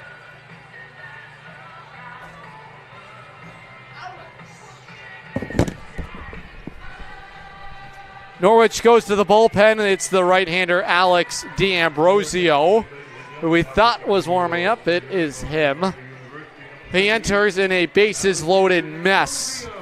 Unicorns feeling the collywobbles right now in this 7th inning, trying to work around a traffic jam. Ducks are everywhere. And this ball game has turned sour for the Unicorns on a firework night. It has been all Vermont, and credit to them. Championship caliber group playing to their identity, and they have just taken what's been given to them. A ton of singles, just the 2 extra base hits. And they have a chance to really explode here in this 7th inning. The big inning was that 5-run 4th inning. That's what really turned the game on its axis. They're everywhere. And they are batting around here. Tommy Popoff began the inning grounding out to, check that.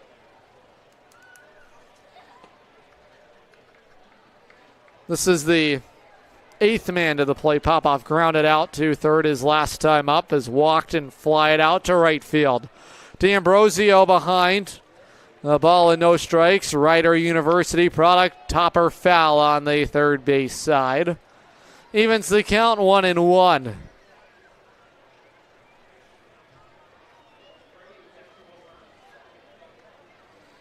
So far this summer, D'Ambrosio in the Futures League. Seen sporadic action for Norwich. This is in the air, straightaway center field. Pengel's got a beat on it. He'll haul it in. And Norwich will limit the damage to 2 runs. It is a 9-0 Vermont lead. It is stretch time in the Rose City. Sea Unicorns baseball is streaming live on YouTube, SNSN Sports, and the Futures League Network. Dinosaur Place is roaring fun for all ages. Have you ever driven by the Big Dino on Route 85 in Montville, Connecticut? Stop in and check out what's behind the fences. Jurassic adventures await you. The Dinosaur Place is the largest dinosaur-themed family fun park in New England. A lot of value for one-of-a-kind attractions. Over 100 life-size dinosaurs, nature trails, and playscapes. Visit our popular T-Rex Tower and zero-depth dino-themed splash pad. Plan your next adventure. Go to thedinosaurplace.com. Looking for the perfect shed? Come to SCR Structures and Sheds in North Franklin. Whether you're buying or renting to own, we've got you covered with 90 days, same as cash, and guaranteed price matching on any competitor's advertised shed of the same quality. That's scr-structures.com. That's SCR Structures and Sheds, built right, priced right here in North Franklin. scr-structures.com.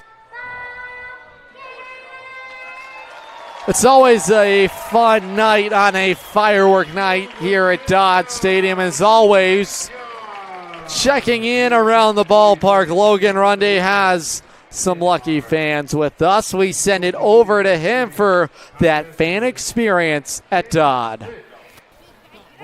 Thanks, Adam. I am probably with the most excited fan to do an interview ever. This is my guy, Gavin, a.k.a. self-proclaimed G-Unit. I'm going to call you G-Unit. Is that cool with you? All right, G-Unit, what has been your favorite part of the game so far? It's not much because they're losing and stuff, but probably just being here. Who doesn't like a baseball game? I'll tell you one thing, we're going to get some fireworks at the end of the game tonight. That is going to be a lot of fun. Also, Adam, really sneaky. You never know this. However, the strikeout leader in Stonington Little League Baseball. How many strikeouts you have this year? Wait, what? How many strikeouts you have this year? Oh, man, 45 strikeouts, 45 victims for G Unit. Adam, I don't know. We might got to put him on the mound here soon. We need G-Unit on that rubber. That would be awesome. This is a fly ball in the air to left field. I don't know if Logan is still with Mr. G-Unit. That was great stuff down there. I'd love for him to hang out with us on a Friday night. Great energy as always, Logan. 1 out in the Norwich 7th inning. He's always finding gems in the crowd, I tell you what. No one better than Logan Runde to get the job done on a Friday night. Despite a 9-0 defeat, checking in with our fans. A lot of young guns here at the ballpark enjoying some Futures League baseball in the summertime. On the ground is shorty. It is picked up by Gertzma, snaps it across. And quickly 2 up, 2 down for Jensen, trying to make it 3 clean innings out of the Vermont bullpen.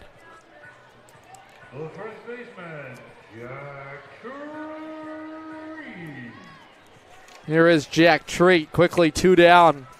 And we are quickly heading towards that 8th inning today.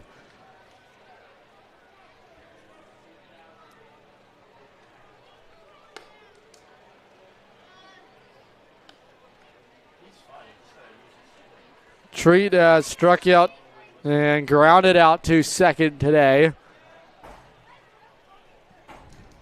The pitch, topper on the first base side. It's a fair ball picked up by Johnston. Step on the bag at first. We're going to the 8th inning tonight in Norwich, 9-0 Vermont. Safe to visit the dentist. In a word, yes. Especially if that dentist is Dr. Katzoff and the staff at Griswold Dental Associates. They follow all the latest safety protocols while doing what they do best, taking care of you. From preventive to restorative, your dental care couldn't be in better hands. To schedule your appointment, call Griswold Dental Associates today, 860-376-2626. That's 860-376-2626. With Jewett City Savings Bank's free access checking account, you get everything you need to take control of your money, including mobile banking, mobile check deposit, and a contactless debit card with mobile wallet. Add a high-yield savings account for even more control. Stop by one of our offices in Eastern Connecticut or visit jcsbank.com to open your account today. Jewett City Savings Bank, Member FDIC.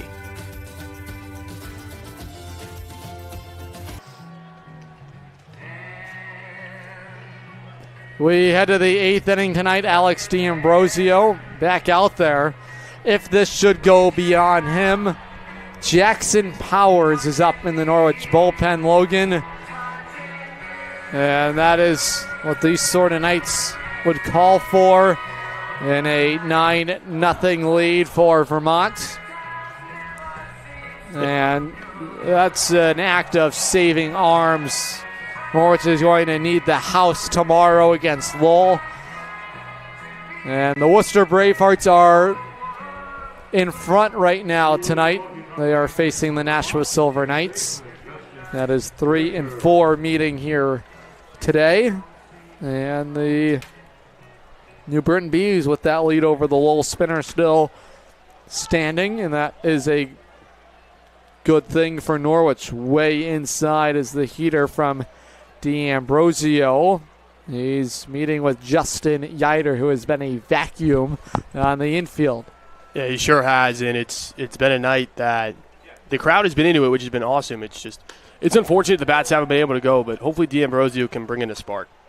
Even count 1-1. Yider today is 0 for 2. It's grounded out twice to third, is also walked. It's a Friday night here in Norwich. In the air, straightaway center field. Pengel's moving back. He'll creep back in and haul it in. 1 out. Yider is retired. Top of the order, James Henshin. Yeah, Henshin so far tonight has walked in the first, flew out to TJ Bayer in right, doubled in the fourth, and went 4-3 in the seventh. This ball game has now reached the 2-hour point. It is still running right by us here today. It has slowed down a little bit in the last inning and a half. But a 1-2-3 for D'Ambrosio would go a long way for Norwich. Would imagine tomorrow would be a Matt Tabbitt start day. But the Unicorns still yet to announce that starter. And if it is Tabbitt, they will need 5 innings from him tomorrow. The 1-0.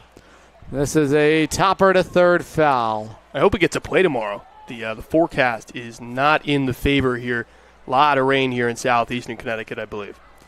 If that game does not go as planned, Norwich would meet with Lowell again at home on Sunday, July 26th, and that could set up a doubleheader. It's the final meeting for Norwich and Lowell set up on the 2026 calendar. Spinners have been a great addition to the Futures League this summer. They put on a heck of a show at Lasher Park. Neat little play, C.J. Nolan. That's good for tonight. Stevie Lunt feeling electric play of the game. On that roller on the left side of the infield on the run, makes the play, 2 down. Yeah, really good play there from C.J. and good to see the spark over at shortstop. Been consistently good there all year long. Norwich needing it without Mike Fiataroni and Kenny Noe, who has played every single day this week.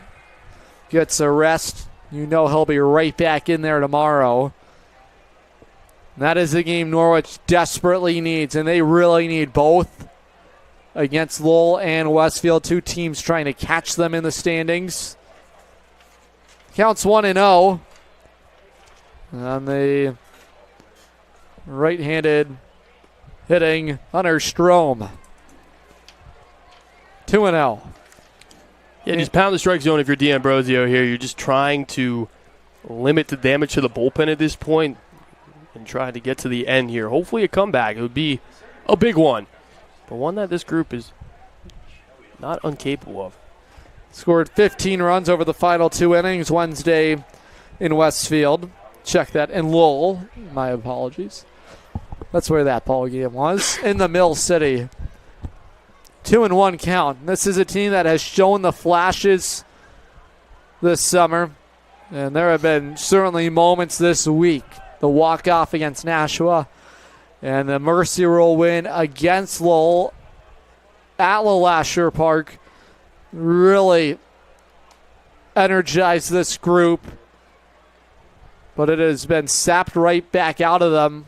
These Lake Monsters have come to town and have shown no mercy. 3-2 count on Strome batting. And not to say that they have been a team where you feel like they're going to run you out of the ballpark. They have played simple baseball, fundamentally sound. They don't make errors. They draw a lot of walks, lots of singles, many productive outs when they do hit into them. They've turned the double play, but most importantly, they limit the free bases. Yeah, they walked 3 guys and hit 2 men yesterday, but aside from that, they were mowing down the Norwich offense, carving them up. You can get away with that if you don't give up any hits. Right? You have to do one or the other. You can't do both because that's a recipe for disaster. And to be frank, Vermont has done an excellent job in just about everything against this Norwich team. Certainly a learning experience for this group, seeing firsthand what it takes to be a consistent team and what those real difference makers are over the course of a 9-inning ball game. And you spoke about it in the opener, passing the line. This is socked out to right field. This is trouble in the alley. It is going to get caught out there in the alley. Boy, what a play. David Pengel with the catch of the night makes a heck of a play out there in right center field, and he robs Jake Dunlap of extra base hit. Remember that. It is your DB Lunt Field Electric play of the night, and we go to the bottom of the 8th. Huge shout out to Bacchus Hospital for partnering with Griswold Middle School to give 8th grade students an unforgettable hands-on experience through Dare to Care. Students explored the critical care unit, emergency department, Lifestar helicopter, and American ambulance while taking part in interactive safety activities like impairment goggles and stop the bleed training. These real-world lessons are helping empower our youth to make safe, healthy decisions and learn valuable life-saving skills. From all of us at Griswold Pride, thank you to the doctors, nurses, first responders, and staff who made this incredible day possible. Together, we're building a safer and stronger community. Jewett City Savings Bank gives you 2 ways to pay for purchases, while also keeping your accounts and your money secure. Use our contactless debit card or add the card to the mobile wallet on your phone. Both give you a fast, safe, and easy way to check out. To learn more, stop by one of our offices in Eastern Connecticut or visit jcsbank.com. Jewett City Savings Bank, member FDIC. David Pengel, what a play to end the top of the 8th inning. Yeah, you really didn't think either Bayer or Pengel had a chance on this ball. Dunlap gives this thing an absolute ride. The wind's going to allow it to carry, but Pengel's speed, close out, extend. How do you do, Mr. Pengel? How about you tip your cap, young fella? What a play. And that is arguably the catch of the year. And guess what? When you make plays like that, more times than not, you'll lead off the next inning, as Pengel will do here. He lifts this in the air. It's going to be a tough play. Moving back out there is Gertzma. He makes the catch. And he robs Pengel of a blue base hit. Yeah, Pengel's defense. This time, Gertzma deciding to play a little robbery. Swings at the first pitch. Good slider down there by Jensen. Gertzma gets a good jump on it, head on it the entire way. Control the body. That's good defense. Put it in the textbook. 1 out, top of the order. It is C.J. Nolan. C.J. swings away at strike 1. You don't want to be swing happy. You don't want to get into bad habits either when you're in this situation. Oh, it's 9-0. Big swing. Who cares if I swing and miss, right? That could be the mindset. However, you want to stay within yourself still. It doesn't matter what the score is. Isaac Jensen has been sharp out of the Lake Monster pen. And he drops it down in there for a called strike. I think he's been the best arm out of the bullpen in this series. Really hard to claim to make after Musselman shut the door yesterday, but just innings that Vermont has needed to get eaten up have been done so by Jensen. Musselman went 3 strong yesterday, earned the win. Nolan again fouling one off. Most likely, barring a miraculous final 5 outs for Norwich. This will be a group that is back 5 under 500 and 2 games to go before the break.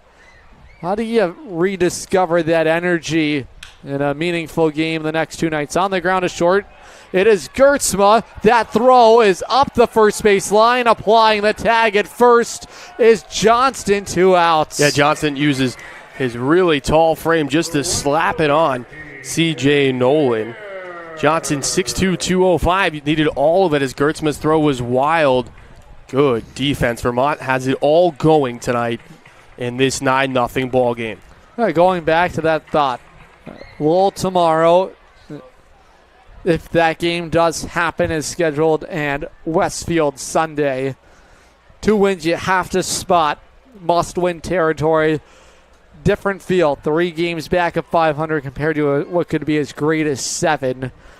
How do you come to the ballpark with a little swagger and confidence? How don't you, I think, is the better question.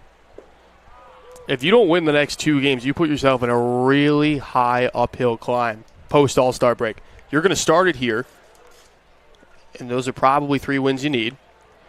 And then you're going to go on the road for a little bit, and then you're going to have to win some more. Which seems obvious, but like this team was so good on the road to start the year.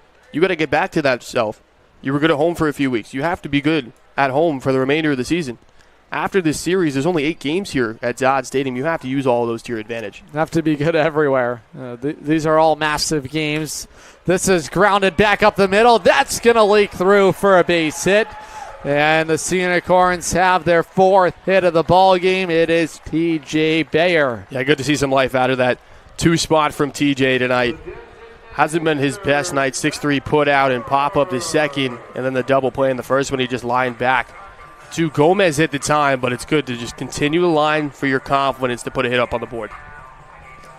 2 outs in the Norwich 8th inning, and as we head to the finish line, home is where you park it. That's the motto for Highway Campers on Route 12 in Plainfield. Family owned since 1967. Camping season is here. Check out their inventory of new and used campers and park models at highwaycampers.com. Remember, home is where you park it. 1-0 on Matt Park. He's the batter for Norwich. Park has popped up to the catcher, flew out to left field, and singled back in the 6th. The 1-0.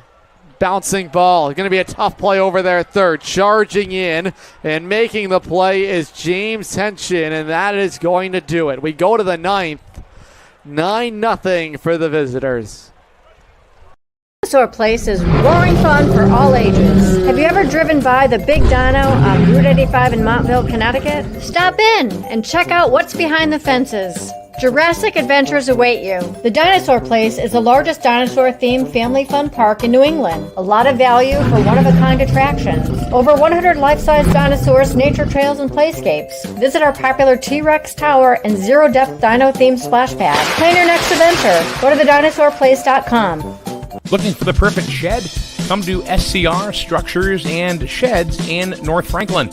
Whether you're buying or renting to own, we've got you covered with 90 days, same as cash, and guaranteed price matching on any competitor's advertised shed of the same quality. That's scr-structures.com. That's SCR Structures and Sheds, built right, priced right here in North Franklin. scr-structures.com.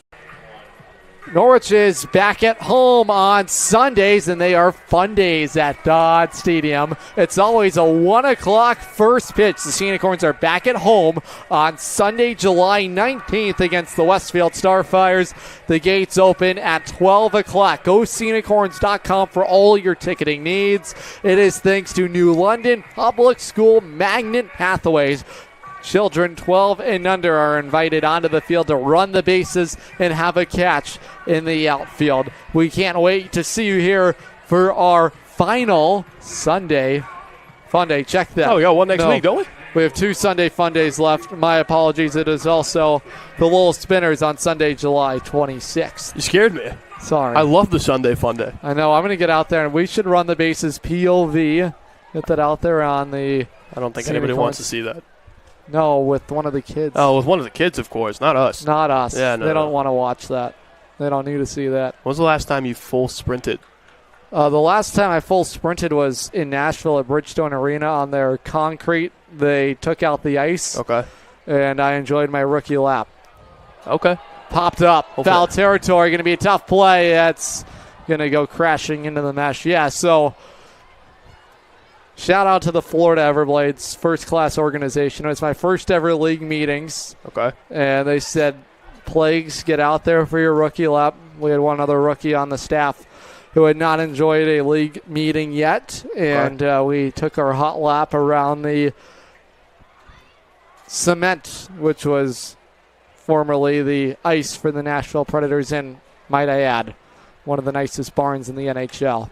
This is in the air, straightaway center field. David Pengel, who has been sharp defensively, will make the catch on it. And D'Ambrosio retires leadoff man in the Lake Monster ninth inning. So you're telling me the last time you full sprinted was in a professional hockey rink? Yes. Okay. Good for you. I was asked to do it. So that you would have done it anyways, I think. I would have done it anyways. Yeah, okay. The adrenaline was high. Yeah, sure. I mean, I don't blame you. Place was awesome. That's what they call them, barns? Is that it? The barn. I've never heard of that before. Smashville. Yeah, but do you call hockey arena barn? I've never heard of it referring to that. Oh, you do? I think everyone does. Okay, I don't know. I've never done it before. It's all good. Okay. We'll get you out. Nick DeRue, our producer, he's a huge hockey fan. I stink at hockey. It's all right. We could get a little ball hockey going. I don't think you want to see that. I'll probably be good in net just because I'm the size of the net, but that's neither here nor there. No. We'll see. Well, you would beat me in basketball, so I hope so. I wouldn't come anywhere close to getting a bucket, so a lot of air balls. It's all right. It evens each other out. Yeah, sure. I mean, what do I have, half a foot on you? Yes. I mean, easily. I should win. Yeah. You know what I mean? Fair. Alex D'Ambrosio's winning right now. 1-2. He's doing really consistent out there.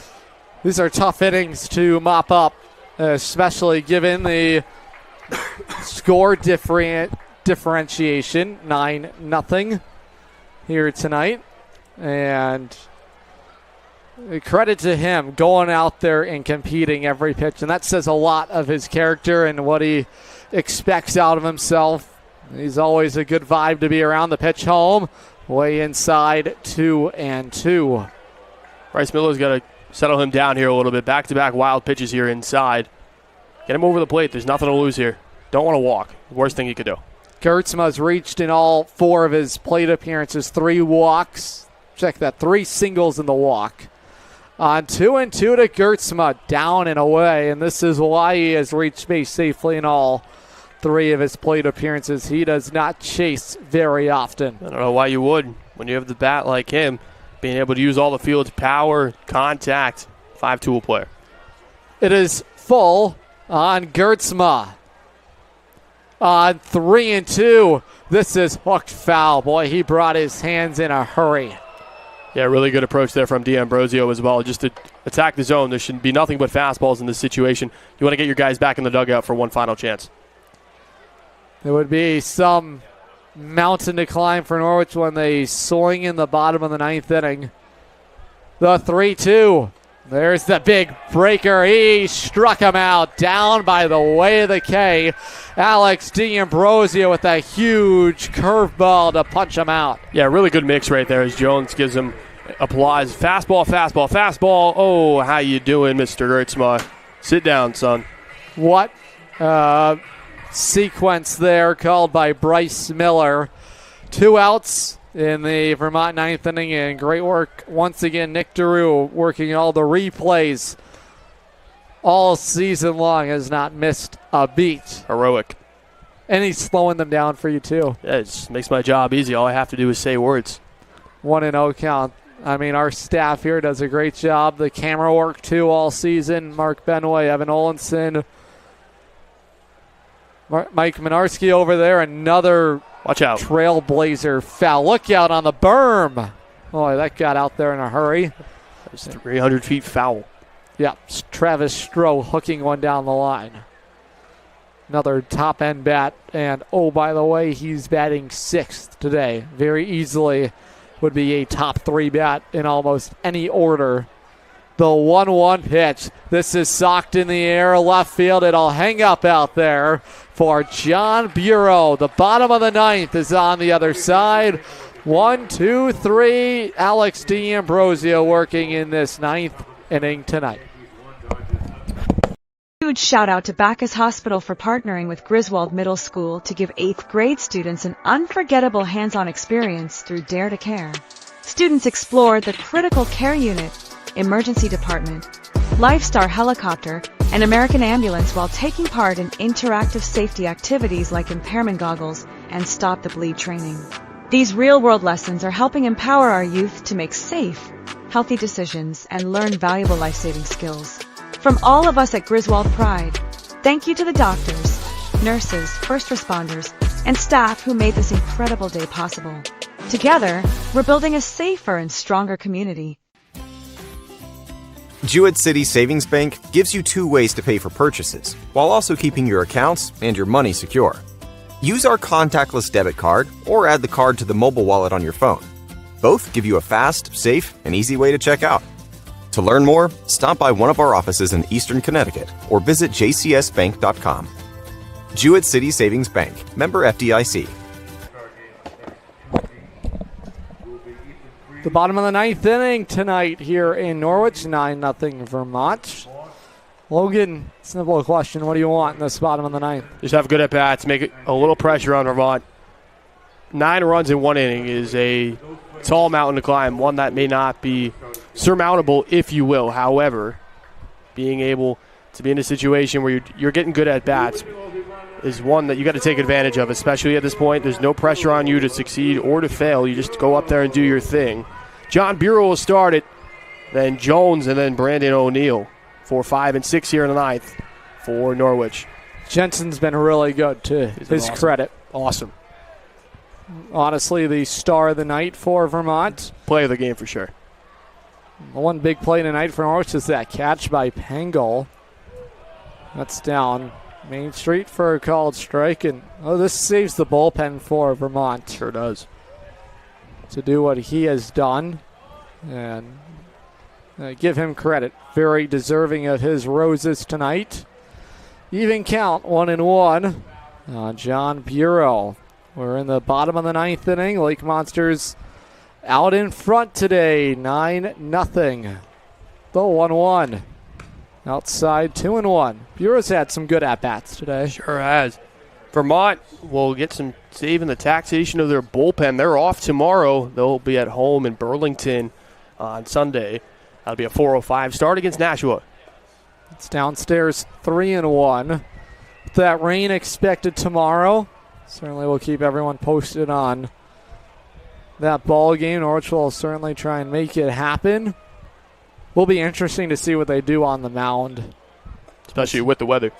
It's going to be a huge question. I mean, a lot of it has been by committee going to the bullpen and so many arms, and they've really had their hand forced there. And credit to Zach Gitcher trying to just put it all together as far as building that roadmap to the end of the line.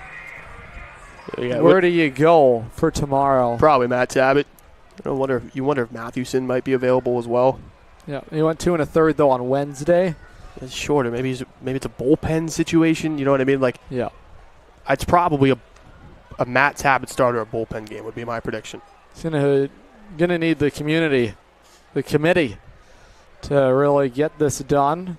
1-0 count. Tyler Jones, and that is going to be the common denominator the rest of the summer. Tough play at third, foul. Is how can this group as a collective, it's got to be everybody tugging together on the same rope, game in and game out. And today that 5-run inning really set Norwich back. And credit to Vermont, they capitalized on their opportunities. Indeed, they did, and they've done that so throughout the entire series here the last 2 nights. 1-1 count on Jones. Nobody out. Bureau walking in the pitch. Up top, 2-1. Maybe a sign of fatigue right now from Jensen trying to work this final inning after the bullpen, the 4th inning for him. I know you have some numbers up there, or is that the schedule? Schedule. Yep. Yeah, you take a look at the schedule right now. There's not an off day, with the exception of the All-Star break, until Monday, July 27th. So you're going to have to continue to play good baseball or you'll be out of the race. Yeah. You have to find a way to get two wins tomorrow and Sunday. Well, Norwich has the day off after the All-Star break, that day before. Sure, sure. So, but then it's a whole weekend series as well. It's going to be another tough series, another set of quality teams. That is right at the first baseman, Brad Johnston, 2 outs. Boy, talk about tough luck. Jones squared that up. He sure did, and that's just been the story of the night. Just unlucky. Jones did a really good job, goes the other way with it. Johnston uses all 6-2 of them and tags Bureau out. No problem. And now Norwich down to their final out. Brandon O'Neill will step in that righty box, and that is how the series has gone for Norwich. Ball that was hit well, and Johnston made a great play on it. And the defense has been arguably better than the offense for Vermont. Oh, I think you're absolutely right. I think especially at second base, Yider tonight, Richmond was nothing short of outstanding last night, and the third base play has been really good as well. Henshin's out there tonight. The catching has been awesome. Moss last night, and Popoff tonight. That is a backhand play by Gertzma, and that is going to do it. Boy, what a play by Zach Gertzma, and this Vermont defense shining bright tonight. Their 5th shutout of the summer, win it 9-0 on a Friday night. Logan Rundy and I will break this one down right after this. The Sea Unicorns post-game wrap-up, and get you ready for Saturday night baseball tomorrow night. Dinosaur Place is roaring fun for all ages. Have you ever driven by the Big Dino on Route 85 in Montville, Connecticut? Stop in and check out what's behind the fences. Jurassic adventures await you. The Dinosaur Place is the largest dinosaur-themed family fun park in New England. A lot of value for one-of-a-kind attractions. Over 100 life-size dinosaurs, nature trails, and playscapes. Visit our popular T-Rex Tower and zero-depth dino-themed splash pad. Plan your next adventure. Go to thedinosaurplace.com. Looking for the perfect shed? Come to SCR Structures and Sheds in North Franklin. Whether you're buying or renting to own, we've got you covered with 90 days, same as cash, and guaranteed price matching on any competitor's advertised shed of the same quality. That's scr-structures.com. That's SCR Structures and Sheds, built right, priced right here in North Franklin. scr-structures.com. Rental property around here, you know how fast tenant calls, repairs, and rent collection can pile up. That's where Capital Property Group comes in. They handle everything: tenant screening, rent collection, maintenance, repairs, and day-to-day property and association management. Whether it's a long-term rental or a short-term property, they make ownership simple and stress-free. You own the property. They handle the headaches. Learn more at mycapitalteam.com. Capital Property Group, simplifying property ownership. We're really looking forward to the possibility of working together. Absolutely. We believe this could be a great partner.